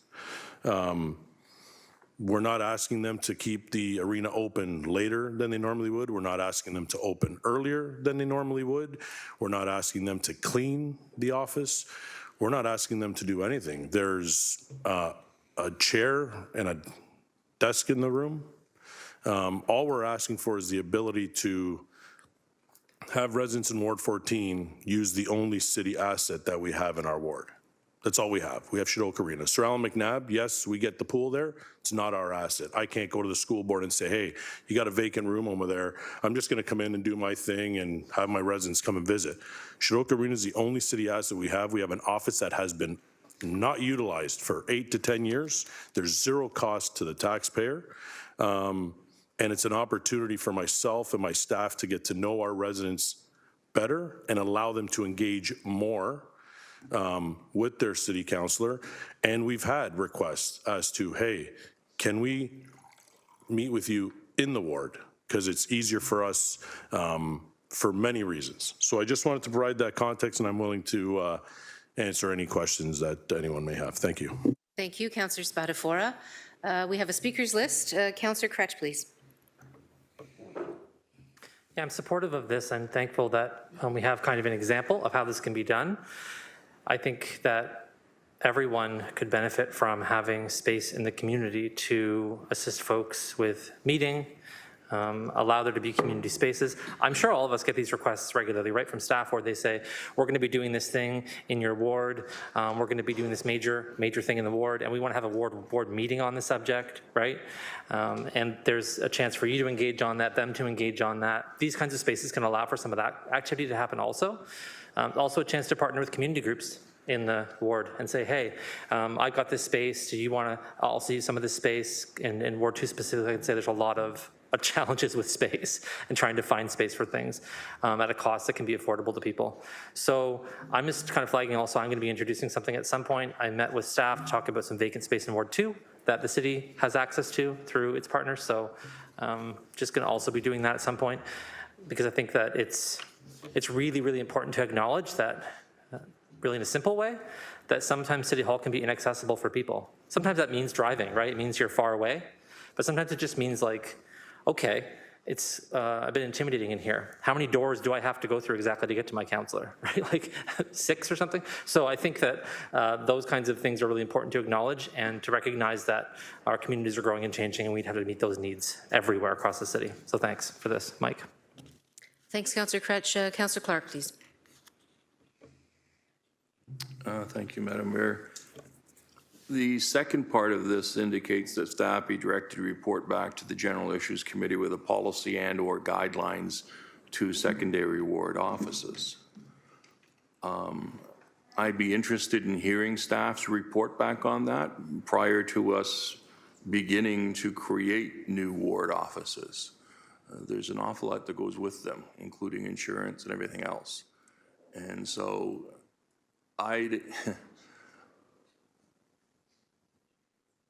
you know, I kind of listen to councillors when they're speaking. Can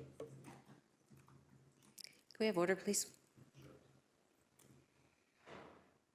I understand that there are some ward councillors that have historic, in some cases, heritage meeting spaces because they had former municipalities there.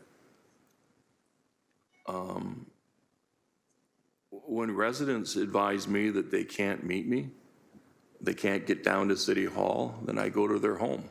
That's what Councillor Pauls does all the time. It's what many of us do. I am really reluctant to support this. I understand what the councillor wants to do, but we don't have a policy that has reviewed how we would do that. And to do one-offs and then ask staff to create that policy on how we would do it is backwards in my mind. Thank you. Thanks, Councillor Clark. Councillor Tattison. I think you started this, Mayor, when you took us on the bus trip and everybody saw that I had a municipal office up in Glanbrook, and I pointed it out and you said, you have an office? And I never thought to think from an inner city councilor's point of view or a mountain councilor's point of view that they wouldn't have one. So it came as a surprise to me that there weren't offices in the wards. I wholeheartedly support Councillor Spatafora's efforts to bring better over-the-counter support to the residents of Ward 14, with his emphasis on seniors and people with disabilities. This action will build, I believe this action will build trust. It'll improve face-to-face communication. It'll improve his ability to support his residents, to problem solve. I think I would like to encourage my fellow urban councillors to follow Councillor Spatafora's creative and fiscally responsible action here. And if they do, I will wholeheartedly support more one-offs. And that's from a rural councillor to his urban councillors. Thank you. Thanks, Councillor Tattison. Councillor Kassar, please. Thank you, Mayor Horvath. I fully support the motion. As a councillor with an office in the community, I've seen for the past 6 months the great benefit of having a staff member there full-time to deal with residents that come in with questions and concerns, and they can be dealt with right then and there. Many emails where residents have been very thankful that they've had that service available. If that was falling to me to be available to them, things would take much longer. We've heard several times in delegations here and in other in conversation on Friday when we're talking about priorities, how important it is to have great service. And I think Councillor Spatafora has gone about this in a very financially responsible way. He's found an opportunity, taking advantage of it. And I don't think that we should prevent a opportunity just because it doesn't exist in every ward. I think to what Councillor Tattison was saying, if there are others that can find a way to do it, we should support that because we need to be here to service our constituents. And I think that's exactly where Councillor Spatafora is coming from. And there is no impact to the finances, and it's going to be a plus for his ward, and I fully support it. Thank you, Mayor Horvath. Thanks, Councillor Kassar. Councillor McMeekin. Thanks, Your Worship. I want to pile on in complete solidarity with my colleague, Councillor Spatafora. I promised during the campaign that I would open an office in my ward, and I did that based on the evidence and supported by a whole series of democratic principles. I timed it, traveling from the library, which is a common meeting place in Waterdown, to City Hall to meet the mayor, for example, or a councillor. And by the time you figure out the parking machine, right, it's a 44-minute journey, and you come into the office and you discover the mayor's not here. So now it's 44 minutes back, where you usually are here. No, you're here, but you're like the rest of us, you're tied up in another 8-hour meeting somewhere, right? So I have a adjacent to the little municipal office there, which people really respect. The fact that there are a couple of staffers up in the library they can come and talk to about taxes or whatever. That was a good recovery, wasn't it, Tom? I have a 10 by 10 foot office. It's not yet a historic office. It has 2 chairs and a table. You can't connect the Wi-Fi from there without calling tech people first. You know, it's a challenge.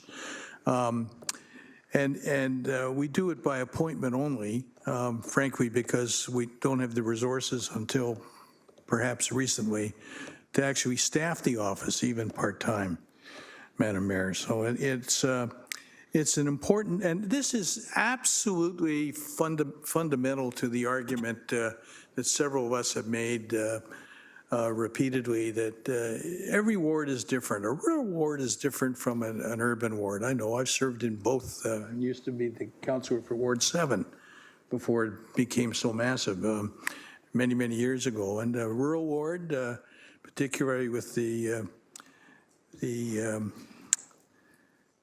model that Councillor Pasuta took on, having breakfast with farmers first thing in the morning. I don't know where the heck you find the time to do that. I like to visit people in their homes and in the community and hold meetings, but it's tough. We have some weeks down here where we have 4 8-hour meetings. And the only time I can get up to my ward, and I make it generally known, every Saturday morning I'm at the Jitterbug, and I let people know if they need to speak to me, I'll buy them a coffee.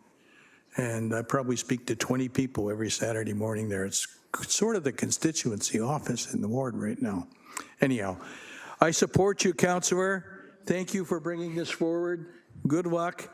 you're already doing a good job, and you'll be doing even a better job with this additional resource at your disposal.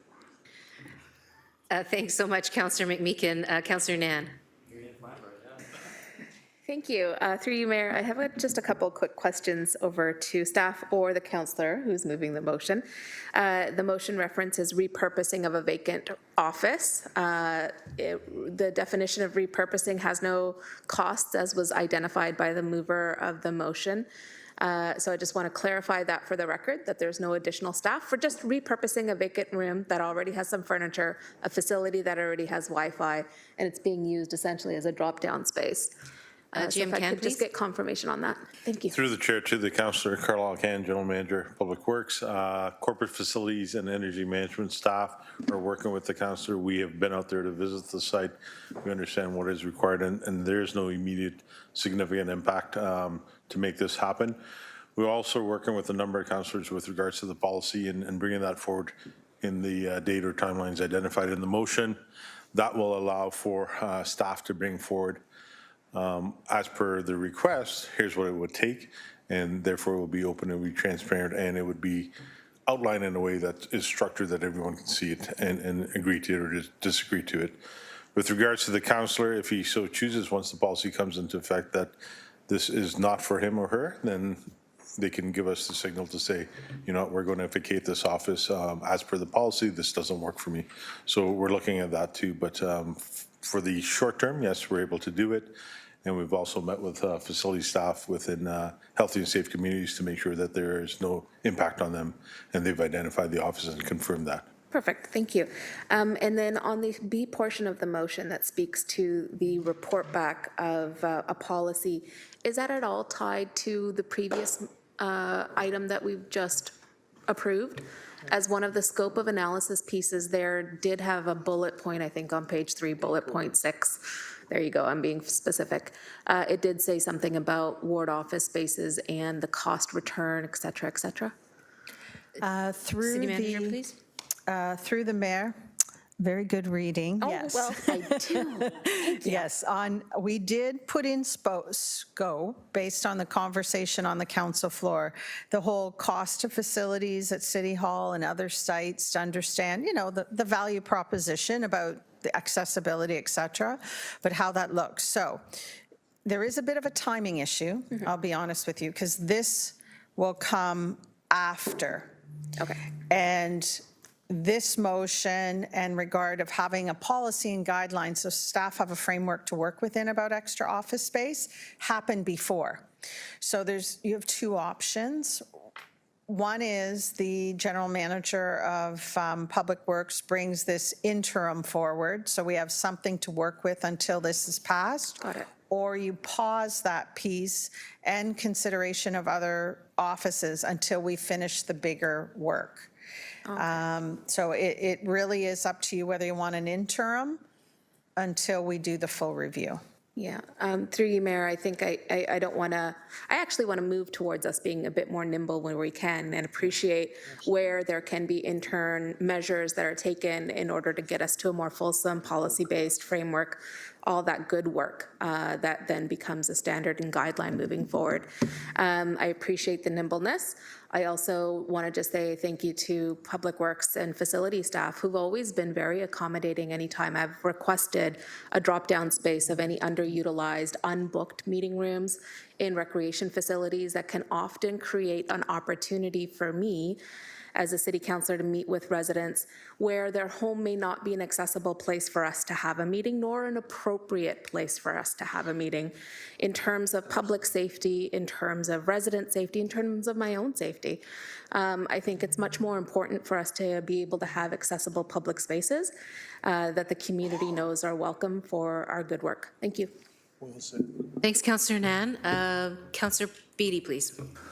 Thank you, Mayor, and through you. First, want to just offer my support for the motion as presented.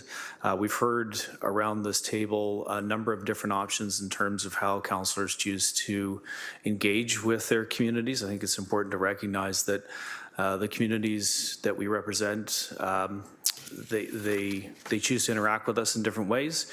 and having flexibility in terms of how we interact with them, whether it's visiting them at home, visiting them at city facilities, having a permanent fixed office, having touchdown space. These varieties, this variety of engagement is important, and very pleased to see it continue. I can tell you anecdotally, my firsthand experience, I began doing a 1 day a week at the Stony Creek Municipal Center January 13th. It was a Friday the 13th, and it seems to have not worked out poorly. In terms of every Friday since then, I set up shop in the little office that I share with the building department. And this past Friday, when we were here doing our priority session, a number of the regulars that drop by, or people that drop by out of the blue, were very surprised. Where's Jeff? Why are you going to say that's my fault too? I did. I blamed you for that. But my point is that the uptake is there. I would go out on a limb to hypothesize that the response would be very similar in all of our communities, should councillors choose to go down a similar route, be it daily access, weekly access, monthly access to our offices, ourselves. The more that we're front-facing in the community, I think it is beneficial to build the trust and transparency that we are seeking to do with City Hall. And very happy to see this unfold, and hopeful that we will see more frontline engagement at a grassroots level from this council. Thank you. Thanks so much, Councillor Beattie. Councillor Pauls. Thank you, Mayor. And yes, in theory, I support this 100%, but I could see Councillor Clark's point. It reminds me we're putting, what's the saying? The cart before the horse. And I think it's important to know and dissect all the nuts and bolts of this thing we want to do for each councillor. So I understand this is a good thing. I have nothing against it. If I had my own little area, that would be great too. But I think we need to know more. And one thing that I think, I don't know who mentioned it, insurance, would it be covered? And I don't know, we need to know, would it be covered under the insurance Act, or do we need extra insurance? There's things that we need to know. So not that I'm against it, and I'll say it clearly again, I'm for it. If it meets the standard and that report comes back, because it sounds like we're going to put the motion in and then let's get the report and look at it. Well, usually we don't do that. We get the report, then we could put a motion towards that report. So in that, I'll have to figure out if I'm in support or not, but I am in support of the concept. So thank you. Thanks, Councillor Pauls. Councillor Pauls, can you please take the chair for me? Yes, I will. To you, Mayor. Thank you so much. I first want to say what a really great conversation this has been, and thank you all for everything that you're kind of sharing around your the tension around wanting to make sure that you're accessible and available as possible to your constituents.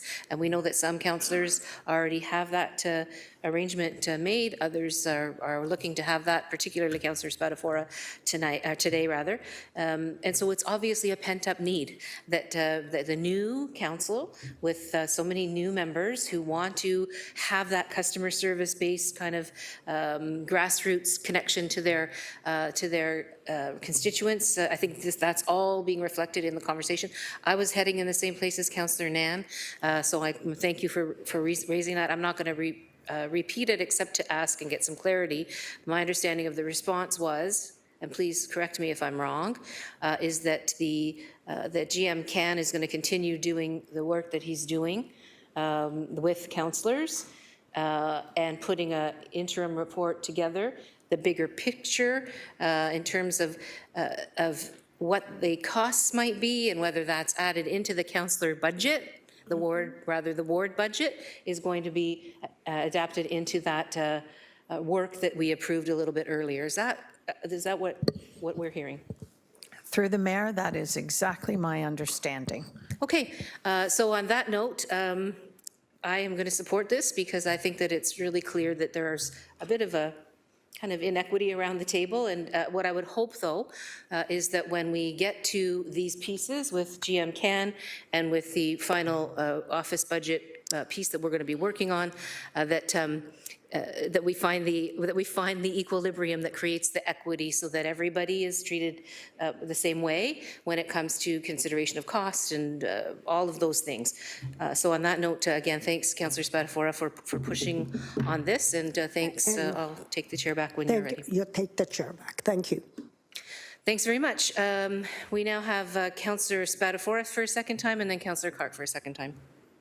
And thank you, Mayor, and I'll try to make this as quick as possible. I just want to make a couple points, and I understand the concerns around the horse and the cart, and making sure we have a report back. I think there's opportunity here to look at a situation like this. Can't always be, well, this is the way we used to do it, and we need a report back from staff. We have an office in a ward that is empty and has been underutilized for 8 years. And we're going to give Ward 14's residents who are elderly, who have mobility issues, some with disabilities, and just some other residents the ability to come and see staff or a counselor. So for me, we've waited 6 months because, again, I started this process pretty quick as soon as I was elected and took the oath on November 15th. The process started almost right after that. So if the report's going to take another 6 to 8 months, we're going to go 1 year to leave an office empty, so the residents in Ward 14 have to wait back for a report to hear that, hey, maybe you're going to get an office. I don't know why we would do that. I think it's a disservice to our residents. In regards to the insurance, and maybe someone from staff can correct me, but we have rec centers, arenas, libraries that are open every day. So if you drove up to Chinook Arena right now, parked in the parking lot, walked in, used the washroom, went down the wheelchair ramp, went and sat in the stands in one of the 2 arenas, I don't understand. So the people that walk in the facility to go to the washroom, I'm assuming they're insured, no different if they're walking into the facility going to see someone who's sitting in an office who just happens to be the counselor. So again, I understand some of the concerns. I don't think it would be fair to my constituents, and I don't think it'd be fair if it was another counselor to their constituents if this is something we would delay because we want to report back on what we might need or not need. And I thank for the support. And yeah, that's it for me. Thanks. Thanks, Councillor Spadafora. Councillor Clark, please. Thank you. In my ward, we have monthly meetings where I book a room at the library, and they allow me to use that room for that 2-hour period, 3-hour period.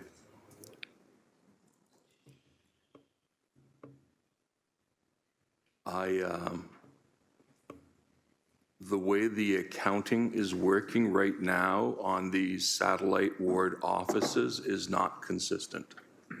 We have some satellite ward offices that are going through capital. We have some satellite offices that are going through an operating account.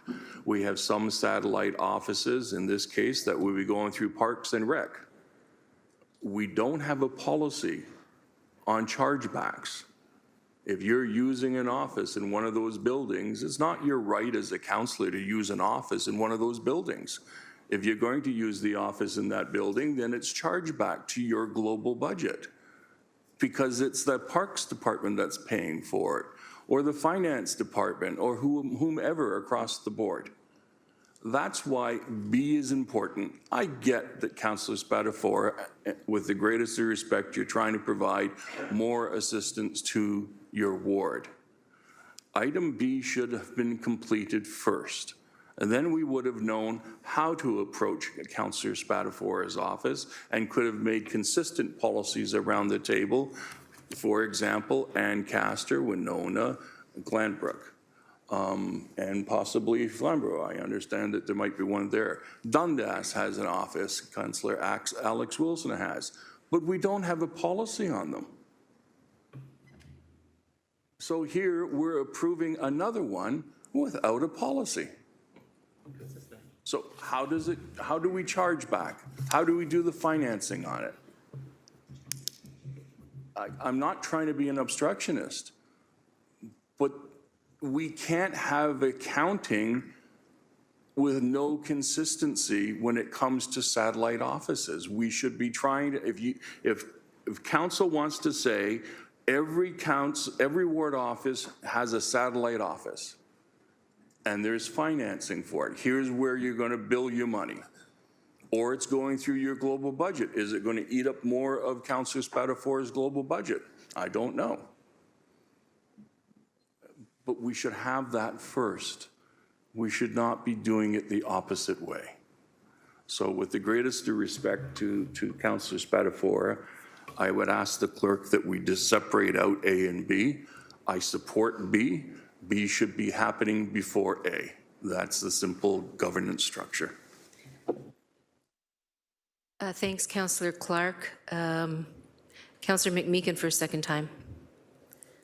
Thanks, Your Worship. I just want to understand something. I may be confused. I often get confused, but it seems to me that we have all kinds of these relationships going on right now. We have a 10-foot by 10-foot, the size of a little hat's cabin, as a potential office for the councillor from Ward 15, which it would be useful if we could staff it, and that we're optimistic about that now. My councillor in Dundas has a wonderful little office, which is ideal for holding meetings at no particular cost to the community. The council chambers are still intact out in Stony Creek and Glenbrook and other places. Like if we were to go with the principle of waiting for the report before we do anything, to be consistent with that, we should be shutting down all the existing things that have been around historically for years. I wouldn't want to do that. That would be foolish to do. As I understand it, correct me if I'm wrong, Councillor Spatafora, you're wanting to occupy a room that's not been occupied at no cost to you, so people can come and talk to you about their issues, right? And I just don't get it. I think I'm not opposed to a report coming back, incorporating it into the whole study. You know, it's another factor I hadn't even thought of, frankly. Councillor Danko spoke quite eloquently when we were having the original motion. So let's get on with supporting Councillor Spatafora as we're waiting for the report. They're not inconsistent initiatives. Thanks. Thanks, Councillor McMeekin. Councillor Francis. I just want to apologize to Councillor Spatafora. Last meeting, we gave him such a hard time about a $1,000 bouncy castle. Now we're giving him a hard time about a 100-square-foot room. Happy to support you, Councillor Spatafora, not give you a hard time about these minor issues. Thanks very much, Councillor Francis. Councillor Pauls, can you take the chair again just for a quick moment? Go ahead. I actually listened carefully to the conversation, and I was headed in the same place as Councillor McMeekin, frankly. We need to clean this up. I think everybody understands and recognizes that we need to clean this up. In the interim, there is inequity on all fronts, how they're funded, who gets them, who has them, who doesn't, what they are, what they look like, all of that. And so let's acknowledge, first of all, that there is inequity already, that it's been done differently in all cases, and that we have to clean this up.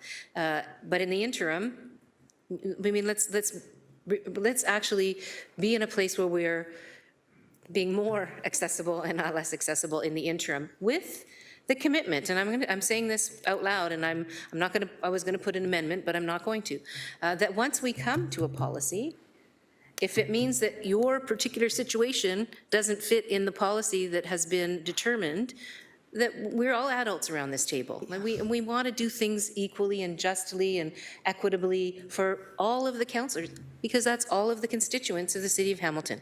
So let's just put that good faith on the table and say that when we do get to a place where a policy exists that we are all committed to following that policy. And so that we don't end up handing over to some of us, maybe some new people with the next, after the next election, and they're going to have to try to fix this again. Let's fix it once and for all and do it in a way that we all feel good about and know that we've landed on something that we can all live with. So on that note. Thank you, Mayor. Well said.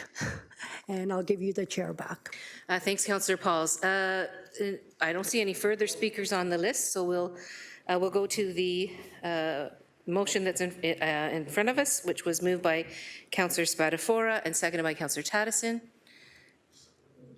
Oh, separating the two, right? So, separating the two. So therefore be it resolved, item A is the first.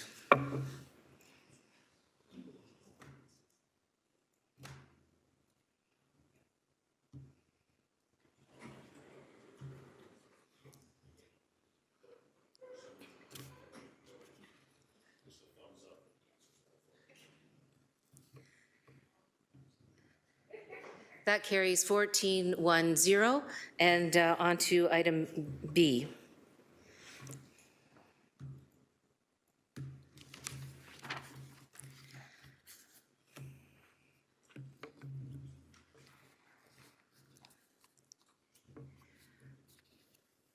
That carries 15-0 as well. Thanks, everybody. Really good discussion.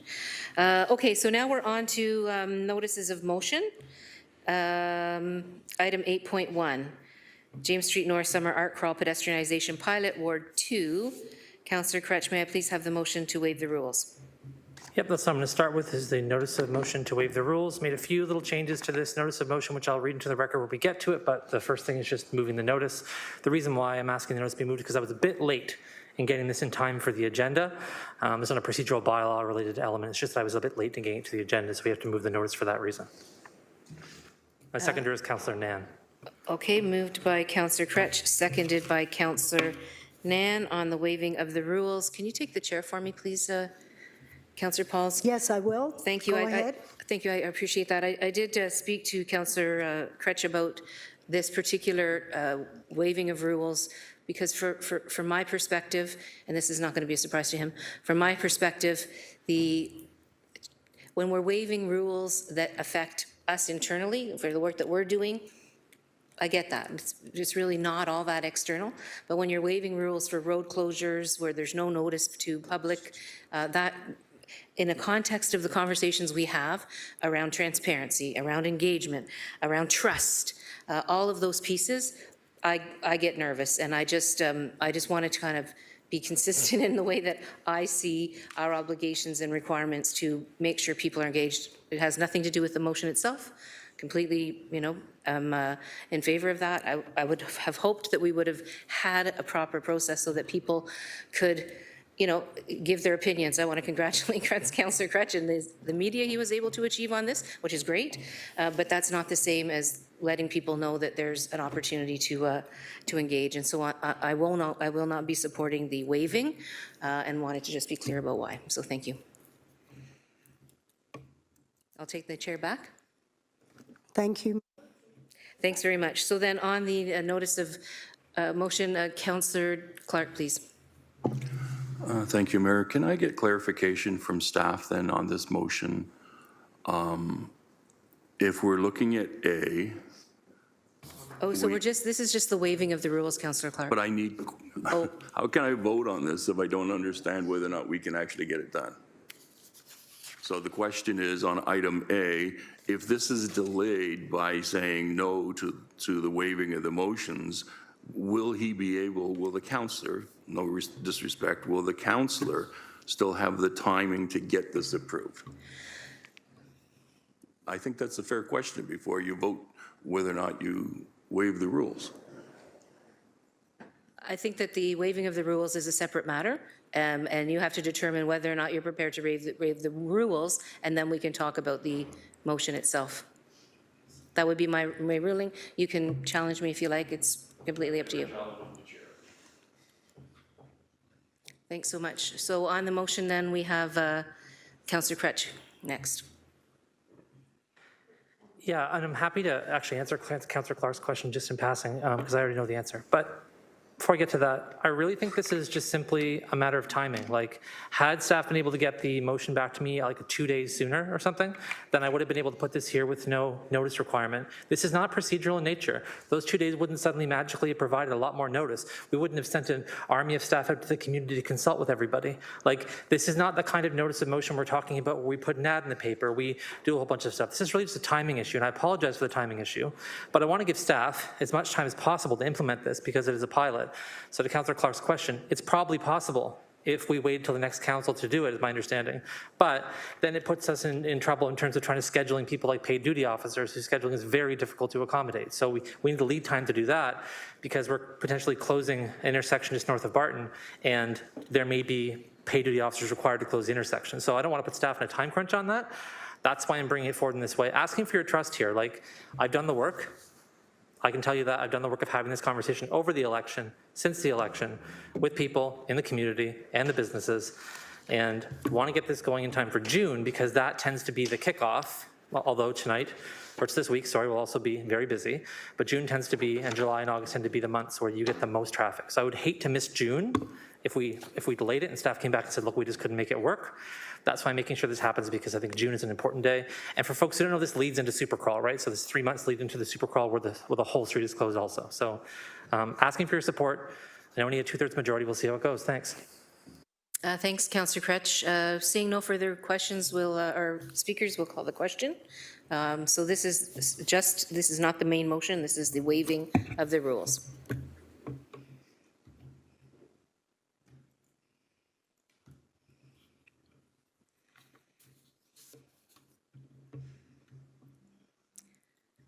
That carries 14-1. Thanks very much. Now we're on to the next item, which is the motion itself. Councillor Kretsch.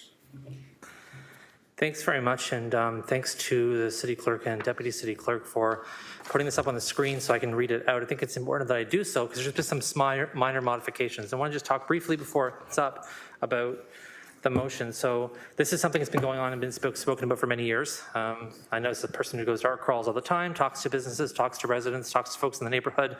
So one of the major concerns is, look, we have tons of traffic, people are trying to cross the street, someone's going to get hurt. There have been some minor injuries over the years, nothing I think major, but there have been heard from people, and we don't want to see something bad happen. Also creates a real addition to the joyful vibrance of the pedestrian realm in the lower city on a street that I think is quite iconic at a time when there are thousands and thousands of people out. So the minor two changes, I want to read the motion in, and I know that DC Pilon is putting it up. Thank you. Are just that when I originally spoke to staff about this, they said to me, look, Councillor, you know what? This is kind of happening a little bit close to the art crawl time, and it's going to be a resource challenge for us. We're not sure we can do it longer than from 6 to 9 p.m. We're not sure we can do it beyond Barton. And I said, okay, well, before we get to the motion, let me check in with you again and see if we can expand that a little bit, because I know that if vendors and everybody else is setting up for a road closure at 6 and then have to re-remove things at 9, that makes things unpleasant. So moving it to 11, which is what I'm proposing, would be better. That way it's consistent, kind of wraps up at that time. 11 o'clock is a traditional time when we try to make no more noise past 11. So that seemed to be a reasonable time to do so. Also, trying to go that one extra block north to Murray. And so just change the budget from 25,000 to 30,000 as an upset limit, and also to just authorize the general manager of public works, their designate, be authorized to make minor adjustments to the times and locations as needed. This is a pilot, so I'm just wanting to give staff a little bit of flexibility. If they run into a small hiccup, oh, you know what, it doesn't work to go to 11, maybe 10.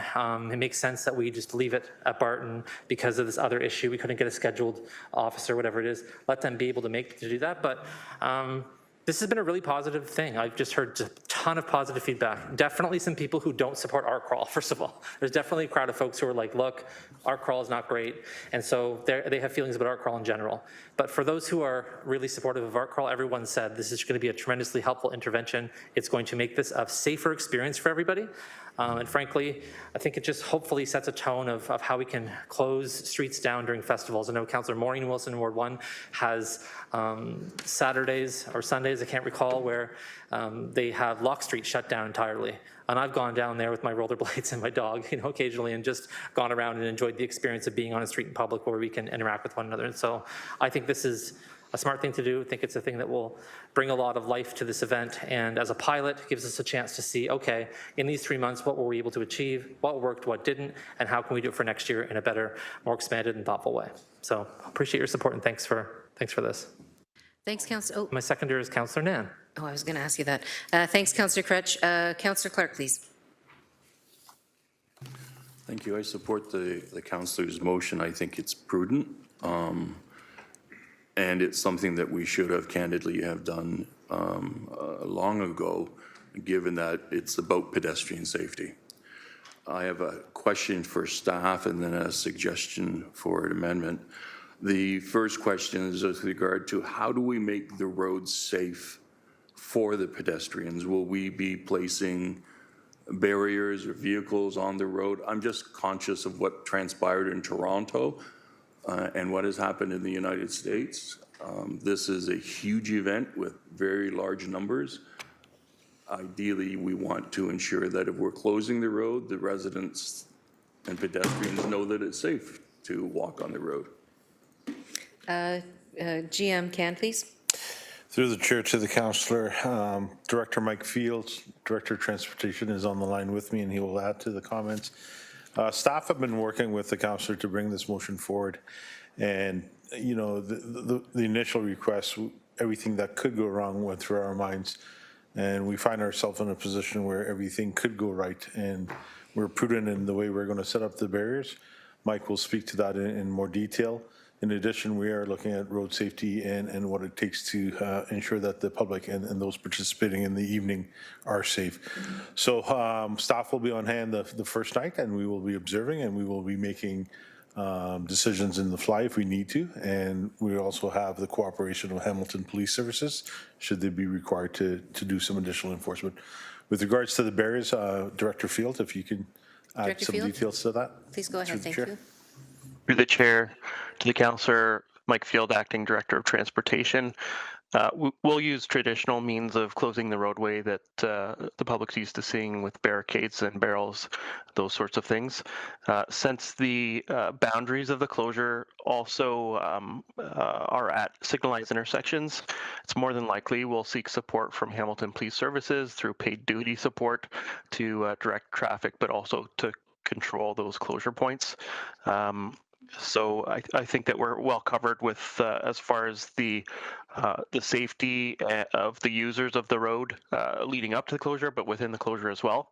Supercrawl and those larger events are a little bit different, and sometimes we'll use devices that are referred to as hostile mitigation. Those are devices which a car or vehicle cannot drive through, but we will as far as the use of that type of device, we'll coordinate and seek some input from Hamilton Police Services, which is kind of standard practice for us for closures for these types of events. Thanks, Director Field. Councillor Clark, please. Yeah, can I just get clarification? It sounded like I heard two different answers to the same question. It sounded like we're going to do this the way we usually do it with barricades and barrels, and then we talked about hostile, whatever the case is.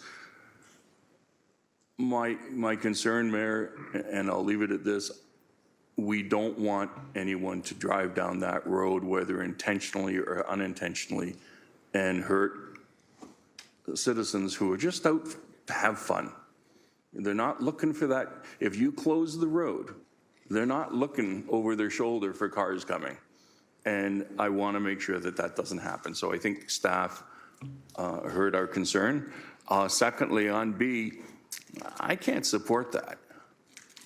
Why are we forcing a ward councillor to spend $25,000 to close a road for a citywide festival? It should not be paid for from a councillor. I understand the councillor's intention. Get on with it. I get that. But surely we can find a reserve to pay for this safety concern and these barriers without it coming out of the councillor's ward budget. Can I get Well, I No, figured perhaps. I figured he would be cool with that, or possibly even groovy with it. But can we get that modified to an appropriate account, please? Thanks, Councillor Clark. Two quick things. So I'm going to go to Jim Zagarek, perhaps Jim Thorne, Tourism. But just to clarify, can you talk about the volumes of people you expect, Councillor Crutch, just to give people a sense of what the difference between the monthly art crawl versus the super crawl? Do you have any expectation whatsoever? I'm sorry, a little bit of latitude if you don't mind. Thank you. I'm not a population scientist, but I will say we do expect like many hundreds of people at least, because usually before the pandemic, these summer art crawls were very, very packed full of people. We're talking about like you can't walk down the sidewalk for very many lengths for several hours. So didn't count folks, but many, many hundreds of people, maybe thousands, I don't know. But now that we saw last year, there were quite a number of people that returned after the pandemic, and the expectation is that there's going to be quite a lot of return to folks. So the expectation is there may be an increase. A lot more folks have moved downtown in the last 3 or 4 years too, so I expect there to be more foot traffic. So I predict thousands, but not a population scientist. Okay, thanks very much. I appreciate that. I don't know if that's helpful, and just wanted to confirm that this is the information that the staff use to determine the method for protecting the public. GM Can or Director Field? To the chair, to the councillors, that's correct. We've been working with the local councillor with regards to the event and the number of people. Funds aren't available this year. What we hope to do at the end of the 3 pilot events is do an assessment, and staff will be directed probably to incorporate that in our 2024 budget. I don't know if General Manager Zagarek might want to add to that with regards So, Councillor to- Clark, we'll have GM Zagarek respond to the financing piece, please. Through you, Madam Mayor, as the costs are not budgeted for, and I'm not familiar with a road closure reserve, an alternative would be the tax stabilization reserve. Councillor Clark? I'm fine with that. I'm fundamentally opposed to having ward councillors have to pay out of their ward budget for things that are citywide. It just doesn't make sense. And if we start going down that road, our budgets will be nothing before very long. So I would encourage a friendly amendment to the tax stabilization fund. I would guess that would be groovy for Councillor Crutch. Is that a friendly amendment, Councillor Crutch? Okay, so it doesn't need then to be separately voted upon. We'll just have it amended in the motion. Thanks very much. Councillor Cassar, please. Thank you, Mayor. Just briefly, I've been to Art Crawl when it's just on the sidewalks and very crowded, great energy, loved it. I think there'd be even more energy and it would be a lot safer if this motion is passed and we execute. I fully support it. I think this is a great example of giving the city back to people, reprioritizing people versus automobiles. And I'm really looking forward to being there when the roads are closed and to getting the information back from the pilot study and supporting things like this in the future.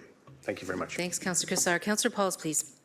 Thank you. And as well, I do support. Actually, I was in Italy a couple of weeks ago. Lots of roads are closed, and they're called the Piazza, where everybody gathers and has fun, and lots of restaurants, and it is great.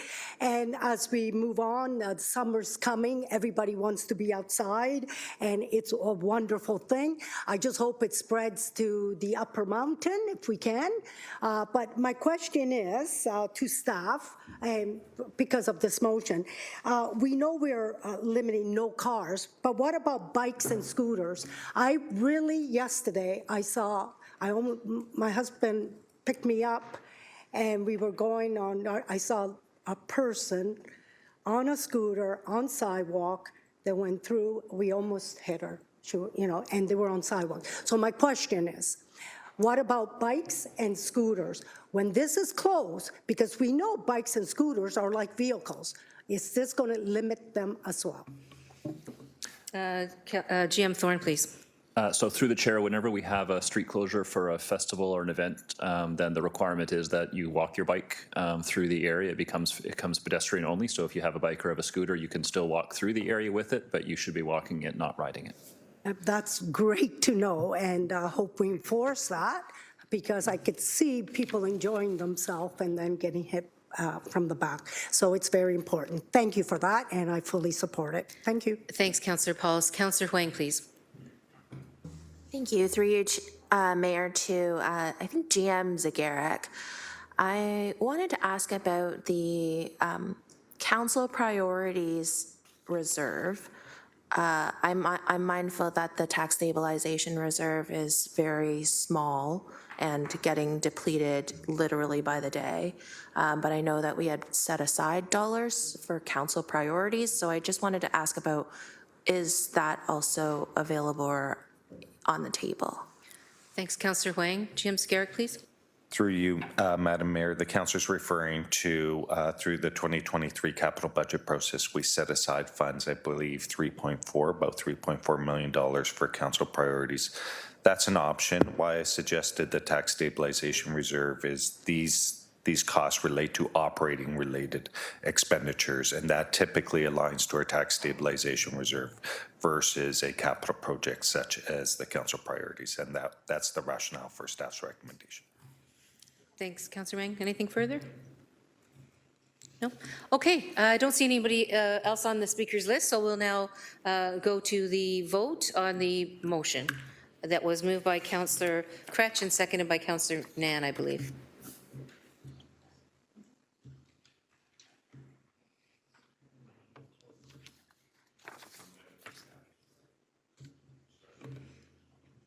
Oh, with the friendly amendment, yeah, in terms of the costing. Funding source. Yeah.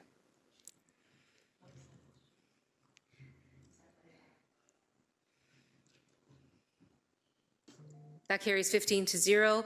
Thanks very much, Councillor Kretsch, for bringing this forward, and congratulations. I think everybody will be thrilled to spend some time there. Okay, so now we are on to council priorities. And can I send yes, the chair I over, will, please, to Councillor Nan? Yes. Mayor Horvath, may I please have the motion to be waived for the rules? Thanks, kind of awkward. Moved by myself, seconded by, I don't have a seconder. Councillor Kretsch. Thank you, Councillor Kretsch. That the rules of order be waived to allow for the introduction of a motion respecting council priorities.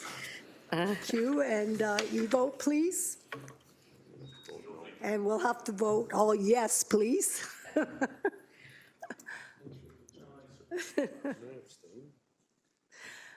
And it carries 15-0. Mayor Horvath, would you please present your motion? Thanks very much, Councillor Pauls. Moved by myself. I didn't get a seconder again, so seconded by Councillor Pauls. The whereases are before you. The resolves are that staff be directed to continue to work with Anil Gupta and Partners, Inc. to facilitate additional discussions with small working group to be determined by the mayor to identify our most pressing challenges and opportunities in order to focus council's efforts during the remainder of the 2022 to 2026 council term of office. The staff be directed to review the outcomes of the May 5th Setting Council Priorities Workshop, existing council approved strategies and outstanding business lists to identify supporting initiatives already underway and highlight potential new initiatives to support the facilitated discussions, that the facilitated discussions build on the following three priorities and outcomes identified at the Special General Issues Committee respecting Setting Council Priorities Workshop held on May 5th, 2023, that we passed earlier today. One, sustainable economic and ecological development. 2, livable neighborhoods. 3, working of City Hall and trust in municipal government. And D, that council as a whole approve the final council priorities for 2022-2026 council term of office, measures of success and actions to be taken by staff ahead of the 2024 budget process as defined by the small working group through a final special general issues committee facilitated workshop. And if I can briefly speak to this.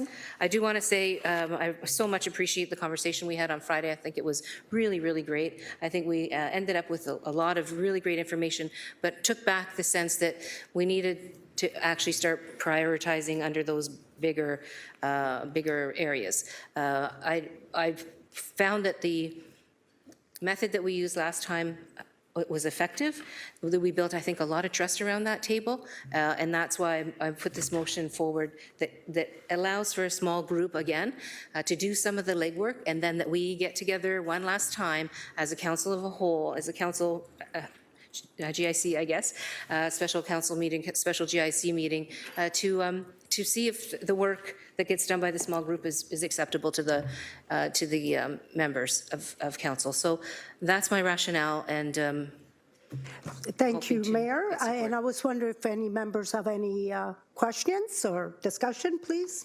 Councillor Nan. Thank you. Through you, Chair. I just wanted to check in on item C, I, 2, and 3. As I would agree, Mayor, it was a very refreshing session last Friday, and really great discussion around the tables, and really great discussion as a full GIC body as well. But one of the conversations that kind of came forward was around language and the words that were used via the facilitator versus the words that were being used in the room by those of us who are participating in the process.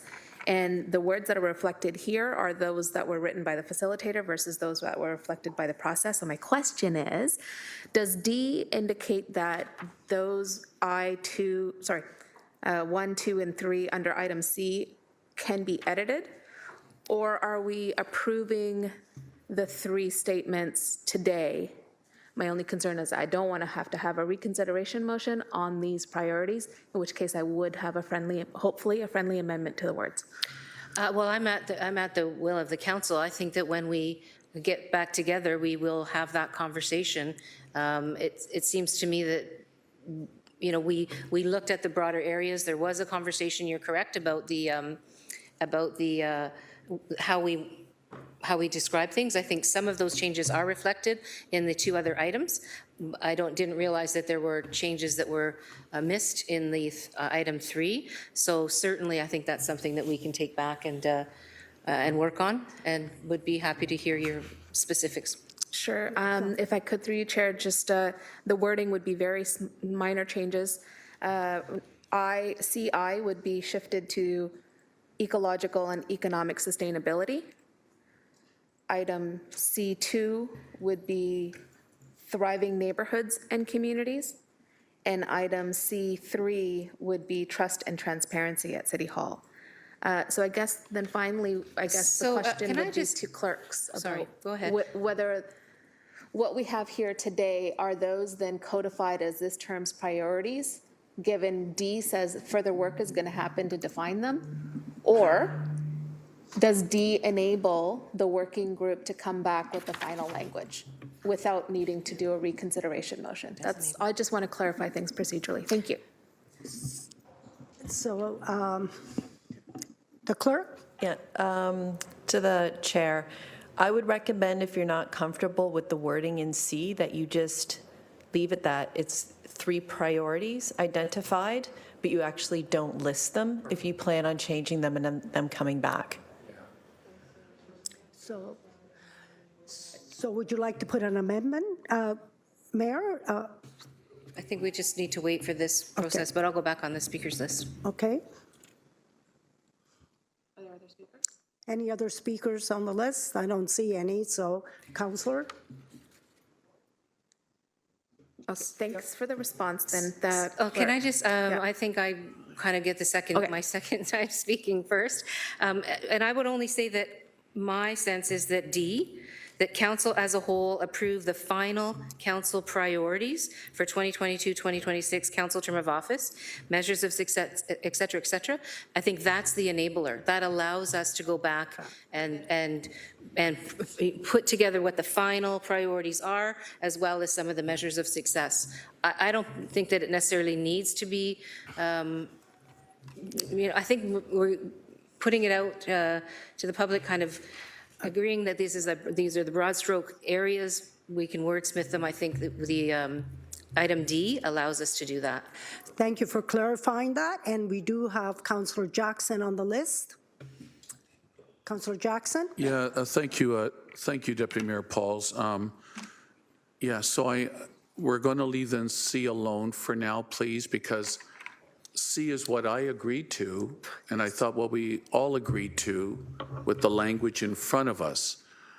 And so I'm listening very carefully to the Ward 3 councillor and her suggestions of maybe making it clear or slightly different, but this is what I agreed to on Friday, and D allows us to continue the work moving forward. Are we good that way? Okay, thank you for that. And Deputy Mayor Pauls, Mayor Horwath, I just want to give a shout out to 3 people that made the priorities possible. Obviously, this was your initiative as our new mayor, and of course, I congratulate and commend you for this important exercise. 3 people over and above yourself, our facilitator, Anil Gupta, and partners, outstanding. I've had the benefit of being engaged in previous consultation facilitation with Anil with City Housing Hamilton a few years ago. Remarkable successes that came out of that facilitation. And I won't speak for the rest of my colleagues, but I just, not only is he intelligent, but I just find he has just the most wonderful demeanor and approach to dealing with a group of people that come from different backgrounds with different opinions. So shout out to Anil. Our manager, Lisa Zinkowicz, can't thank Lisa enough for all the time and effort she's put in, both for the Framework Planning Committee, Mayor Horwath, that I was honored to be on with yourself, Councillor Maureen Wilson, and Councillor Beattie at Council's approval and pleasure. Lisa is just magnificent and marvelous in managing this whole session and preparing us with all the important documents that we needed.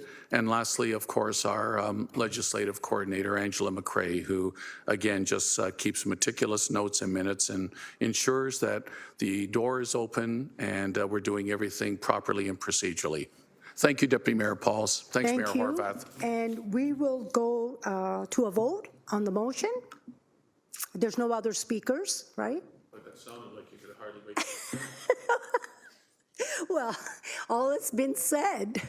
Oh, okay, Councillors, I didn't see Councillor Kassar. Thank you, please. Chair. Be real brief. I had interpreted from Friday that the priorities were draft and that the motion that they were draft. So happy to hear what's been discussed as the next step. But I will also say that I wanted to see some adjustments, and I really like what Councillor Nan had proposed and look forward to working through that and finalizing. So I'll leave it there. Thank you. Councillor Pauls?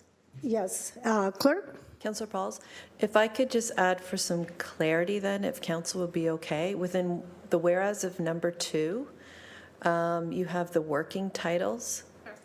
Could we add that to C, that it's clear in the resolution that they're working titles? So that's an amendment then to the If everybody's in as a consensus, I'll let the chair decide. mayor. It's your motion.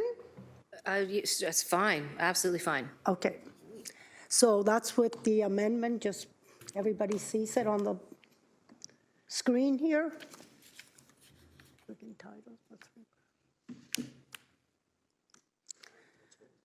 All right, is there anyone else that wants to comment? Mayor? I just want to thank everybody again as well. I thank Councillor Jackson. He didn't identify that he worked very hard on this process as well. Thank you to Lisa Zinkowicz, who helped us on this effort. To all of you, we're not quite at the finish line yet, but Anil certainly did some great work helping us get as far as we did, and I just really appreciate all of the effort and all of the discussion. So looking forward to the next go. Thanks. Thank you. I just want to add to that. I really thank everyone. The priorities are important, but you know what I got out of it? I got to know everyone. There are 9 new councillors and 1 new mayor. And you know what? These things, when we get together, we get to know each other, and we get to know the different wards, what they bring to the table of the whole city. So, Mayor, thank you. for bringing us together and to work together to move the city forward. So thank you very much. And with that, if there's no one else, we will go to the vote.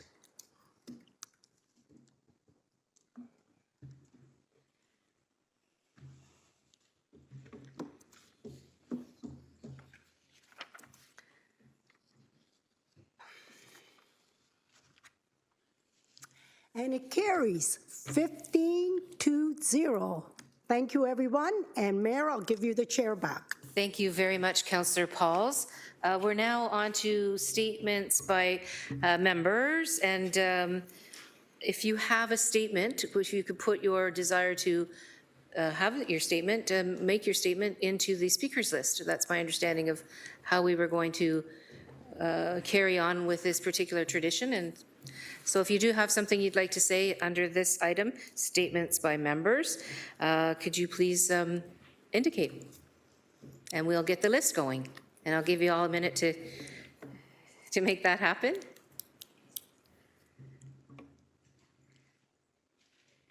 I think Councillor Beattie? So there's a chat here, right? So if you could put it in the chat. I saw Councillor Beattie. We also now have Councillor Clark, Councillor Huang, and Councillor Maureen Wilson. Councillor Taddison. I jumped to the head of the queue. Thank you, Madam Mayor. Because you misbehaved and you didn't put it in the chat. Go ahead, please. Well, it wouldn't be a council meeting without another exciting Ward 10 report. And so for May 10th, 2023, first I want to thank all of the members of the DeWitt Road community who showed up last night for our first ever Ward 10 public meeting, and the turnout was huge turnout. Many thanks to the city staff who assisted with the presentation as we undertake this project that's been on the books for a number of years, and the community is excited to see it progress. Also want to thank all the volunteers that showed up this past Saturday as we were finally able to reschedule our community cleanup. This took place at Edge Lake Park, started at Edge Lake Park, and we fanned out across the Francis Avenue, Lakewood Beach community, and literally filled the back end of my pickup truck with a mountain of garbage bags. It was absolutely fantastic, and thank you to all who attended. Also want to make note that Winona Elementary School's junior girls basketball team made their way to the city finals at McNabb Secondary School this past week and are the new citywide champs. So congratulations to the junior girls basketball team. Our Ward 10 Youth Council will meet again this coming Tuesday, the 23rd. Actually, that's in 2 weeks. At 6:30 at Old Stony Creek City Hall. And there's going to be a special presentation from the Marie Robbins Foundation. Marie was a friend and important community leader in Stony Creek, and her family has created a special youth endowment in her memory, which will be unveiled at the Youth Council meeting, and very much looking forward to that. And that, Madam Mayor, is the Ward 10 report. Thanks very much. Councillor Taddison, please.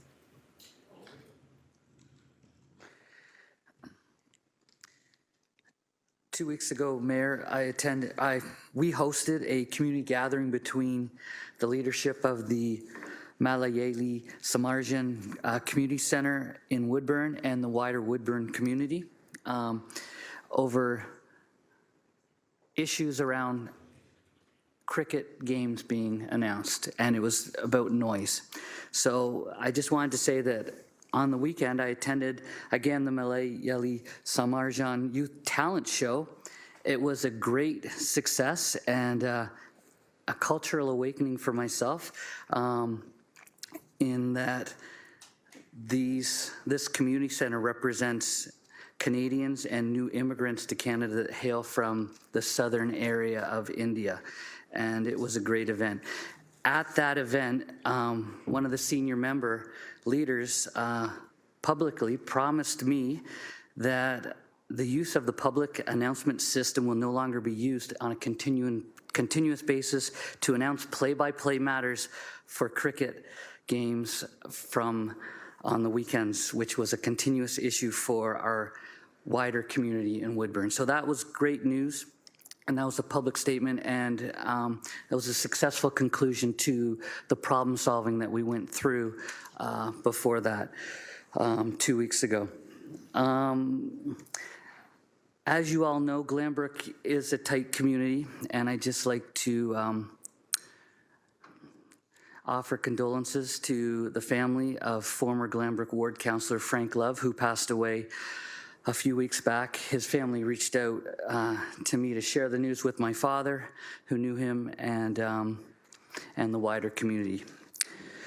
Ooh, okay, so going forward with some other events, we do have the Mount Hope Food Drive, Saturday, May 13th, hosted by the Mount Hope Community CRC. Again, it's going to be supporting neighbor to neighbor. We do have a Bellstone School plant sale, May 13th, 20th, and 22nd from 8 a.m. to 3 p.m. Get out there and support. Bimbrook Market in the Brook, May 20th, 12 to 4 p.m. We will not have to shut down the roads for this event. It will just be happening on the fairgrounds. We've got Bimbrook Rib Fest at the Bimbrook Fairgrounds, May 19th to the 22nd. Everyone's welcome to come out. There will be live music, backyard barbecue games, a kids zone, and of course, that delicious food. And again, we've got that Case United Church yard sale, Friday, May 26th and Saturday, May 27th. They'll be hosting a giant yard, plant, and bake sale on those days. And you can reach out to my website for more information about that. Thank you. Thanks, Councillor Tattison. Councillor Clark, please. Thank you, Mayor. Just two brief announcements. Our Ward Days is happening again at Valley Park Library Tuesday, May 16th from 1 to 3 p.m. So they can contact our office or just show up and drop in. We're usually seeing people every half hour, so feel free to come in and join us. I also wanted to make note publicly that we are in the very preliminary stages of looking at the expansion to the Heritage Green Community Trust Dog Park on First Road West. Both the Trust and the Green for Life, we know them as GFL, are interested in the expansion. GFL owns the property. Heritage Community Trust would pay for the expansion. We're looking at adding water fountains and lights, and so those folks will be dealing with Oak Ridge Landscaping to do the planning, and they'll be in touch with our general manager of Public Works with regards to water and lighting. But I'm grateful to the Heritage Green Community Trust. This has been a really popular dog park. It is jammed. They have been asking for an expansion to it for quite some time. We are also considering having a smaller portion of the park for those lightning fast little dogs that can outrun all the big dogs, but feel that they would like their own space. So we're going to try and see if we can set that up. Thank you very much. Thank you, Councillor Clark. Councillor Huang. Thank you. This weekend is going to be a busy weekend, as many of our other wards are also hosting their own events. But the big one that I think that Councillor Nan and I are going to share is So Hungry. So I think I speak on behalf of myself and Councillor Nan. Please come on out, enjoy some food trucks. It's going to be amazing, and it sounds like it's going to be a wonderful weekend. Second is that the Ward 4 office has been the lucky recipient of a Canada Student Summer Jobs grant. So we will be looking at hiring a summer student. So please share the word that if any of your summer type students would be interested in working with, dare I say, a super cool counselor and our office, I would love the opportunity to interview any of our very talented and ambitious youth that are looking for an opportunity to get in. Thank you very much. Fantastic. Thank you, Councillor Huang. Councillor Maureen Wilson, please.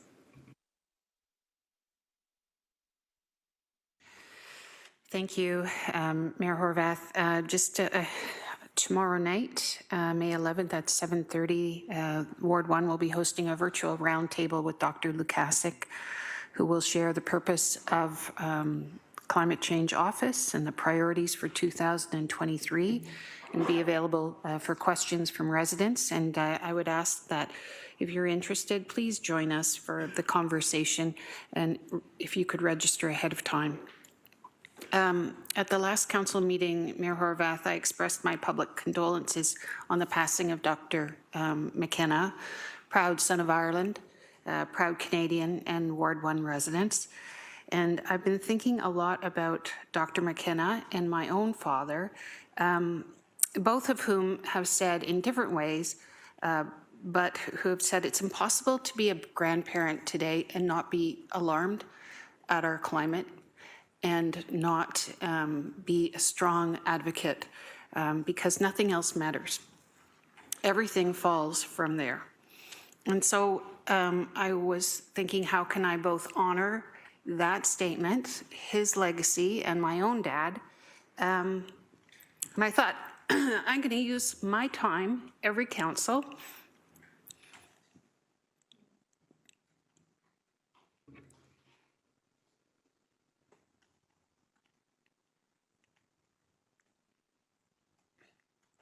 to talk about the only thing that matters, and that's climate change.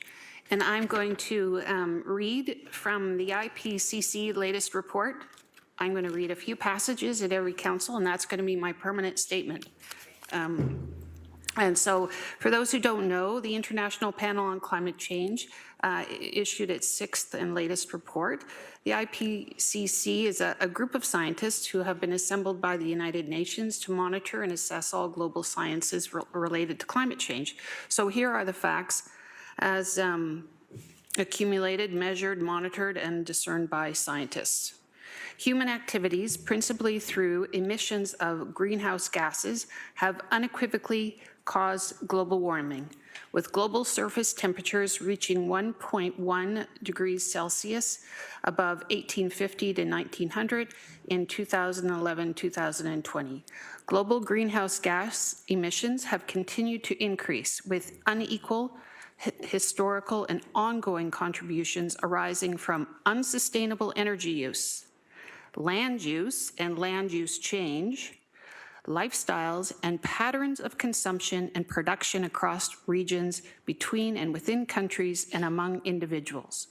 Widespread and rapid changes in the atmosphere, the ocean, frozen water, and biosphere have occurred. Human-caused climate change is already affecting many weather and climate extremes in every region across the globe. This has led to widespread adverse impacts and related losses and damages to nature and to people. Vulnerable communities who have historically contributed the least to the current climate challenge are disproportionately being affected, and that is going to continue. Every region in the world is projected to face further increase in climate hazards, increasing multiple risks to ecosystems and to humans. There is a very, very high confidence in this outcome and in this statement.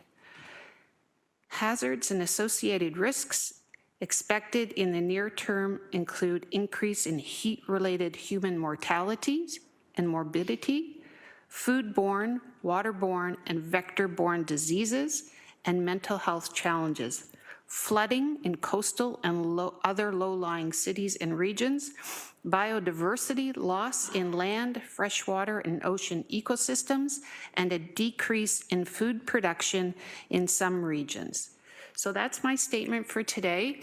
If that does not make you a believer in the need to talk about food security, to talk about important, fundamental, different approach to land use, meaning no sprawl, I don't know what will. Thank you.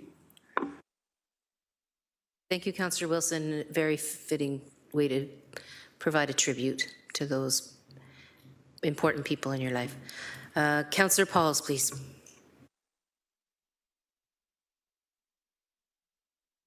Thank you, Mayor.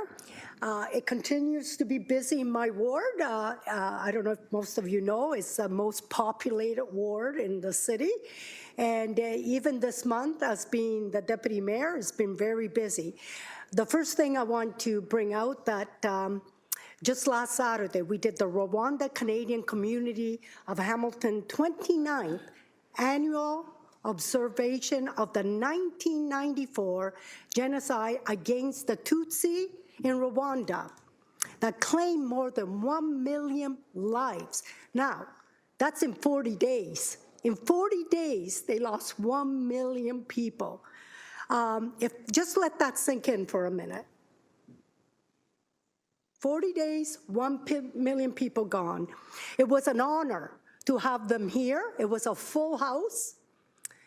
And it was an honor for them to have them sit at council in our chambers. It really was. It was a great, great morning. We did a little walk. We came here and we talked. And it was so enlightening.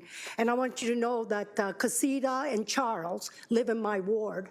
And that's a couple that came because of that. They fled and made it to Canada. And the stories they have, I know them personally, it's amazing. So it was an important day for me to be here. Also, I did the 78th annual observation of the Battle of the Atlantic, honoring the Canadians who fought for control of the North Atlantic from 1939 to 1945, and it was at Pier 8. I love Pier 8. I don't know if you guys have been there lately. It is beautiful. And to see those Navy officers marching, and it had to be at least 300-400 people. It was so inspiring. And I don't know if you know, I learned about it because I had to say a few things, and I researched it. Over 1,600 Navy officers perished in the Atlantic. It was amazing. And it was amazing that they could actually do it on Pier 8. They used to do it behind the fence, and nobody knew about it. Now we all know. So I hope next year we all can come out and see it. It was inspiring. And then the last one I went was at the convention center, and believe it or not, I really did not know what was it about. It was called the Passive House Canada Conference. And I thought, what is Passive House Canada Conference? I looked it up as well, and that's the neat thing. When I'm asked to do something, I could look it up and understand it. And it was bringing together planners, engineers, industry stakeholders, and government to continue the expansion of high-performing buildings amid climate change. So it was great. There had to be at least 400 people all over Canada, some from United States. So it was a great morning as well. So actually being the deputy mayor, I had the opportunity to do it. So I thank the mayor that gave me that opportunity. So thank you, Mayor. And I continue to wanting to learn more about our beautiful city and the things that matters to us all. Thank you. Thank you, Councillor Pauls. Councillor McMeekin, please. Thanks, Your Worship. It never ceases to amaze me listening to everybody speak how food seems to permeate our discussions. And sorry, that's my dentist. I must be missing an appointment. Anyhow, I want to just congratulate the Morning Rotary Club in Waterdown for their Food for Kids walk on the weekend. There were about maybe 40 participants, and they raised over $9,000. And there are 3 schools in Waterdown that are, because of Food for Kids, feeding hungry little guys and gals. And if you go to school on an empty tummy and you can't concentrate, then you're not going to be able to succeed the way you should be able to succeed. So hats off to them. They got another food thing coming up on Canada Day weekend. Rib Fest seemed to be popular around so we've got ours coming up too. On May 27th, I was honored to be asked by the BIA to open the Waterdown Farmers Market. I opened that 11 years ago when I had the privilege of serving as Minister of Agriculture, so it's good to go back. We're actually teaming up together to do some special outreach things into our farm community, a very unique series of endeavors, so looking forward to that. Thanks to some decisions recently by this council, I've been able to hire a part-time person 15 hours a week whose sole job will be to pull together a local community council reflective of be between 25 and 40 people of the community. And he is now on the ground working, buying coffee, meeting with people. I really believe community development is essential to our ability to operate effectively. And when it comes to food and climate change, I'm pleased to report that my 18-month grandson follows Grandpa out to the yard, and the 2 days a week he comes to visit, we feed the birds together. And it's a best practice I think will continue. And if we can all find one small thing to do and pass it on, that's great. The final thing I want to just say is I was really touched by the loss of my good friend, former Mayor Robert Wade, as you were, Madam Mayor. He was a great gentleman, a lovely man, and the gift of discernment. He led us into our first amalgamated city council and did so with distinction. And I know there are some councilors here who played a key role helping his administration. Anyhow, he'll be missed. He was wonderful to the good folk in Ancaster and more recently to the wonderful people of Hamilton collectively. So we'll miss him, and I don't have any results yet. Perhaps you do, Madam Mayor, but when his funeral will be. But we need to continue to say thanks, and may his memory always be a blessing. Thank you. Thanks, Councillor McMeekin. I know Councillor Jackson has a few words to say about the loss of former Mayor Wade. So I'm going to say a few words, and then I'm going to pass it over to Councillor Jackson, who knew Bob and his family quite well. But as the current mayor of the City of Hamilton, I do think it's important for us to take pause and acknowledge the life dedication, really, that Bob Wade had to first Ancaster and then the City of Hamilton in the amalgamated context. He was the very first, as was mentioned, mayor to lead the amalgamated City of Hamilton. And when we heard of his passing, we were in our workshop on Friday, in fact. He had passed the night before. Some of us got together and had little chats about our memories of Bob Wade. The descriptors that continue to come up is he was a calming force. He was very statesperson-like. He was very much somebody that calmed waters when waters were very, very tumultuous. Amalgamation, downloading, but Mayor Wade was able to really move this amalgamated city forward and create a sense of even keel, I think, and people trusted him because he treated everybody fairly. He was very dignified in his approach, and on behalf of City Council and the people who live in the City of Hamilton and everyone who knew Bob Wade, to Ida and his family members, as well as his friends, neighbors, colleagues. We know that he's resting in a place where all of the glory that he brought to our city is now a glory that he is basking in. And so thank you, Bob Wade. Rest in peace. We're all better for having had you lead our city way back in 2000.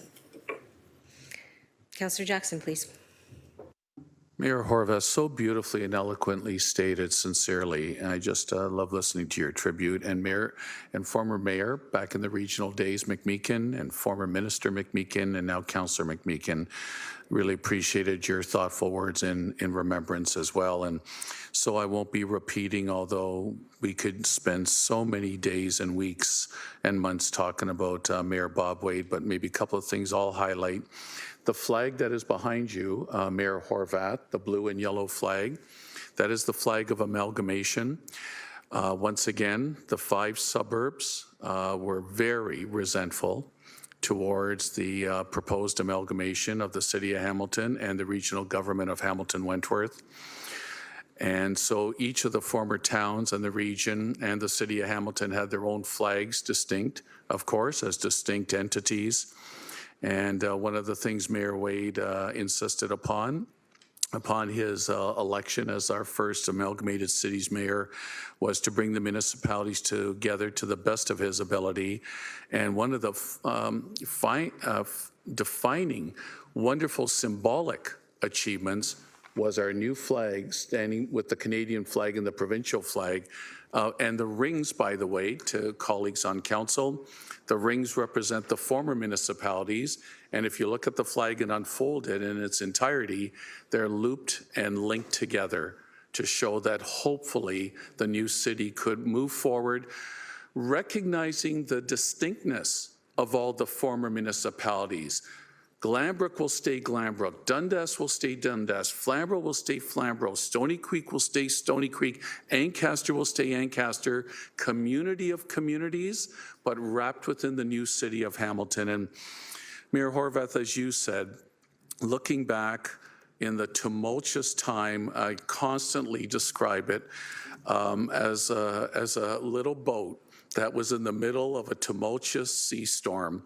Bob Wade was the perfect mayor to have to guide us at that time. Who knew, I mean, legislatively, it was imposed on us, but who knew politically, community revolt-wise, if we were going to survive?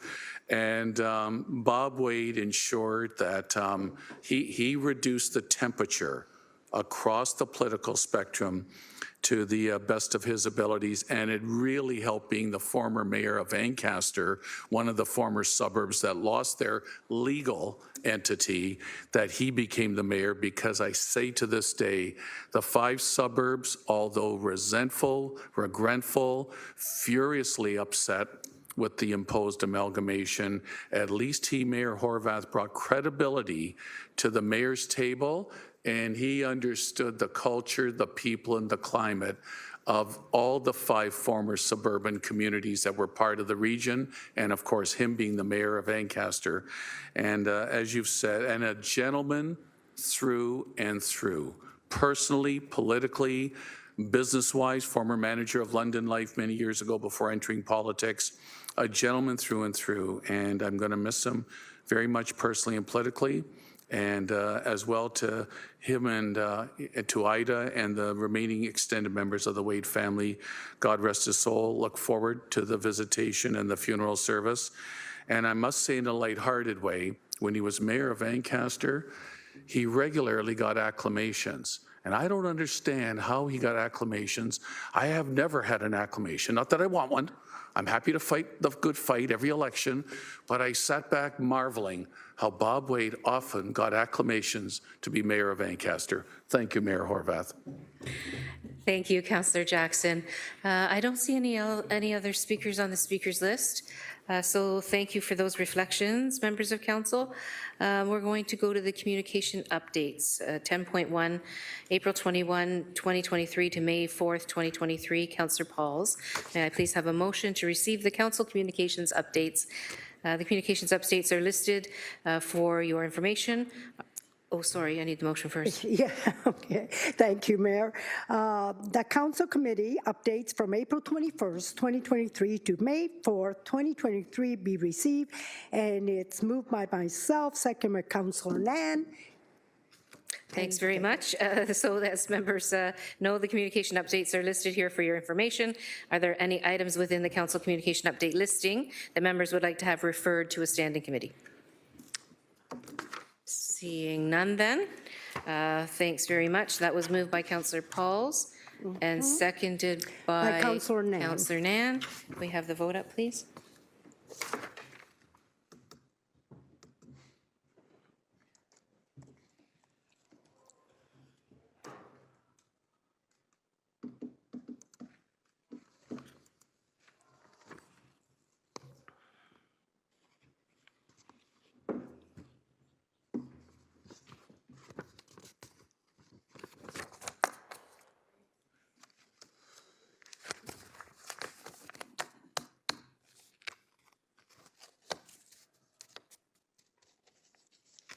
That carries 13 to 0. Thanks, everyone. We have nothing in private and confidential, so item 12, bylaws and confirming bylaw. Councillor Pauls, may I please have a bylaw? May I please have a motion on the bills? Yes, Mayor, that the bills number 23073 to number 23083 be passed, and that the corporate seal be affixed thereto, and that the bylaws, by numbered, by signed by the mayor and the city clerk, to read as follows. And it's moved by myself and second by Councillor Nan. Thank you. Thank you, Councillor Pauls. Is there any discussion on the bills? Seeing none then, please indicate your vote now on the bills. That was moved by Councillor Pauls and seconded by Councillor Nan.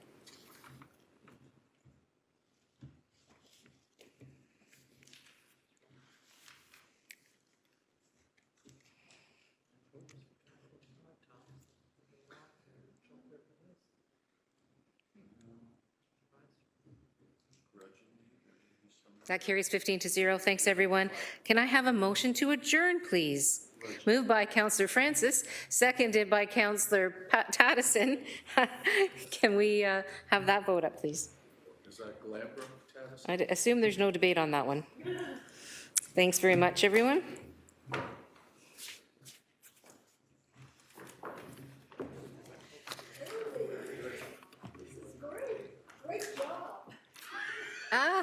That carries 15 to 0.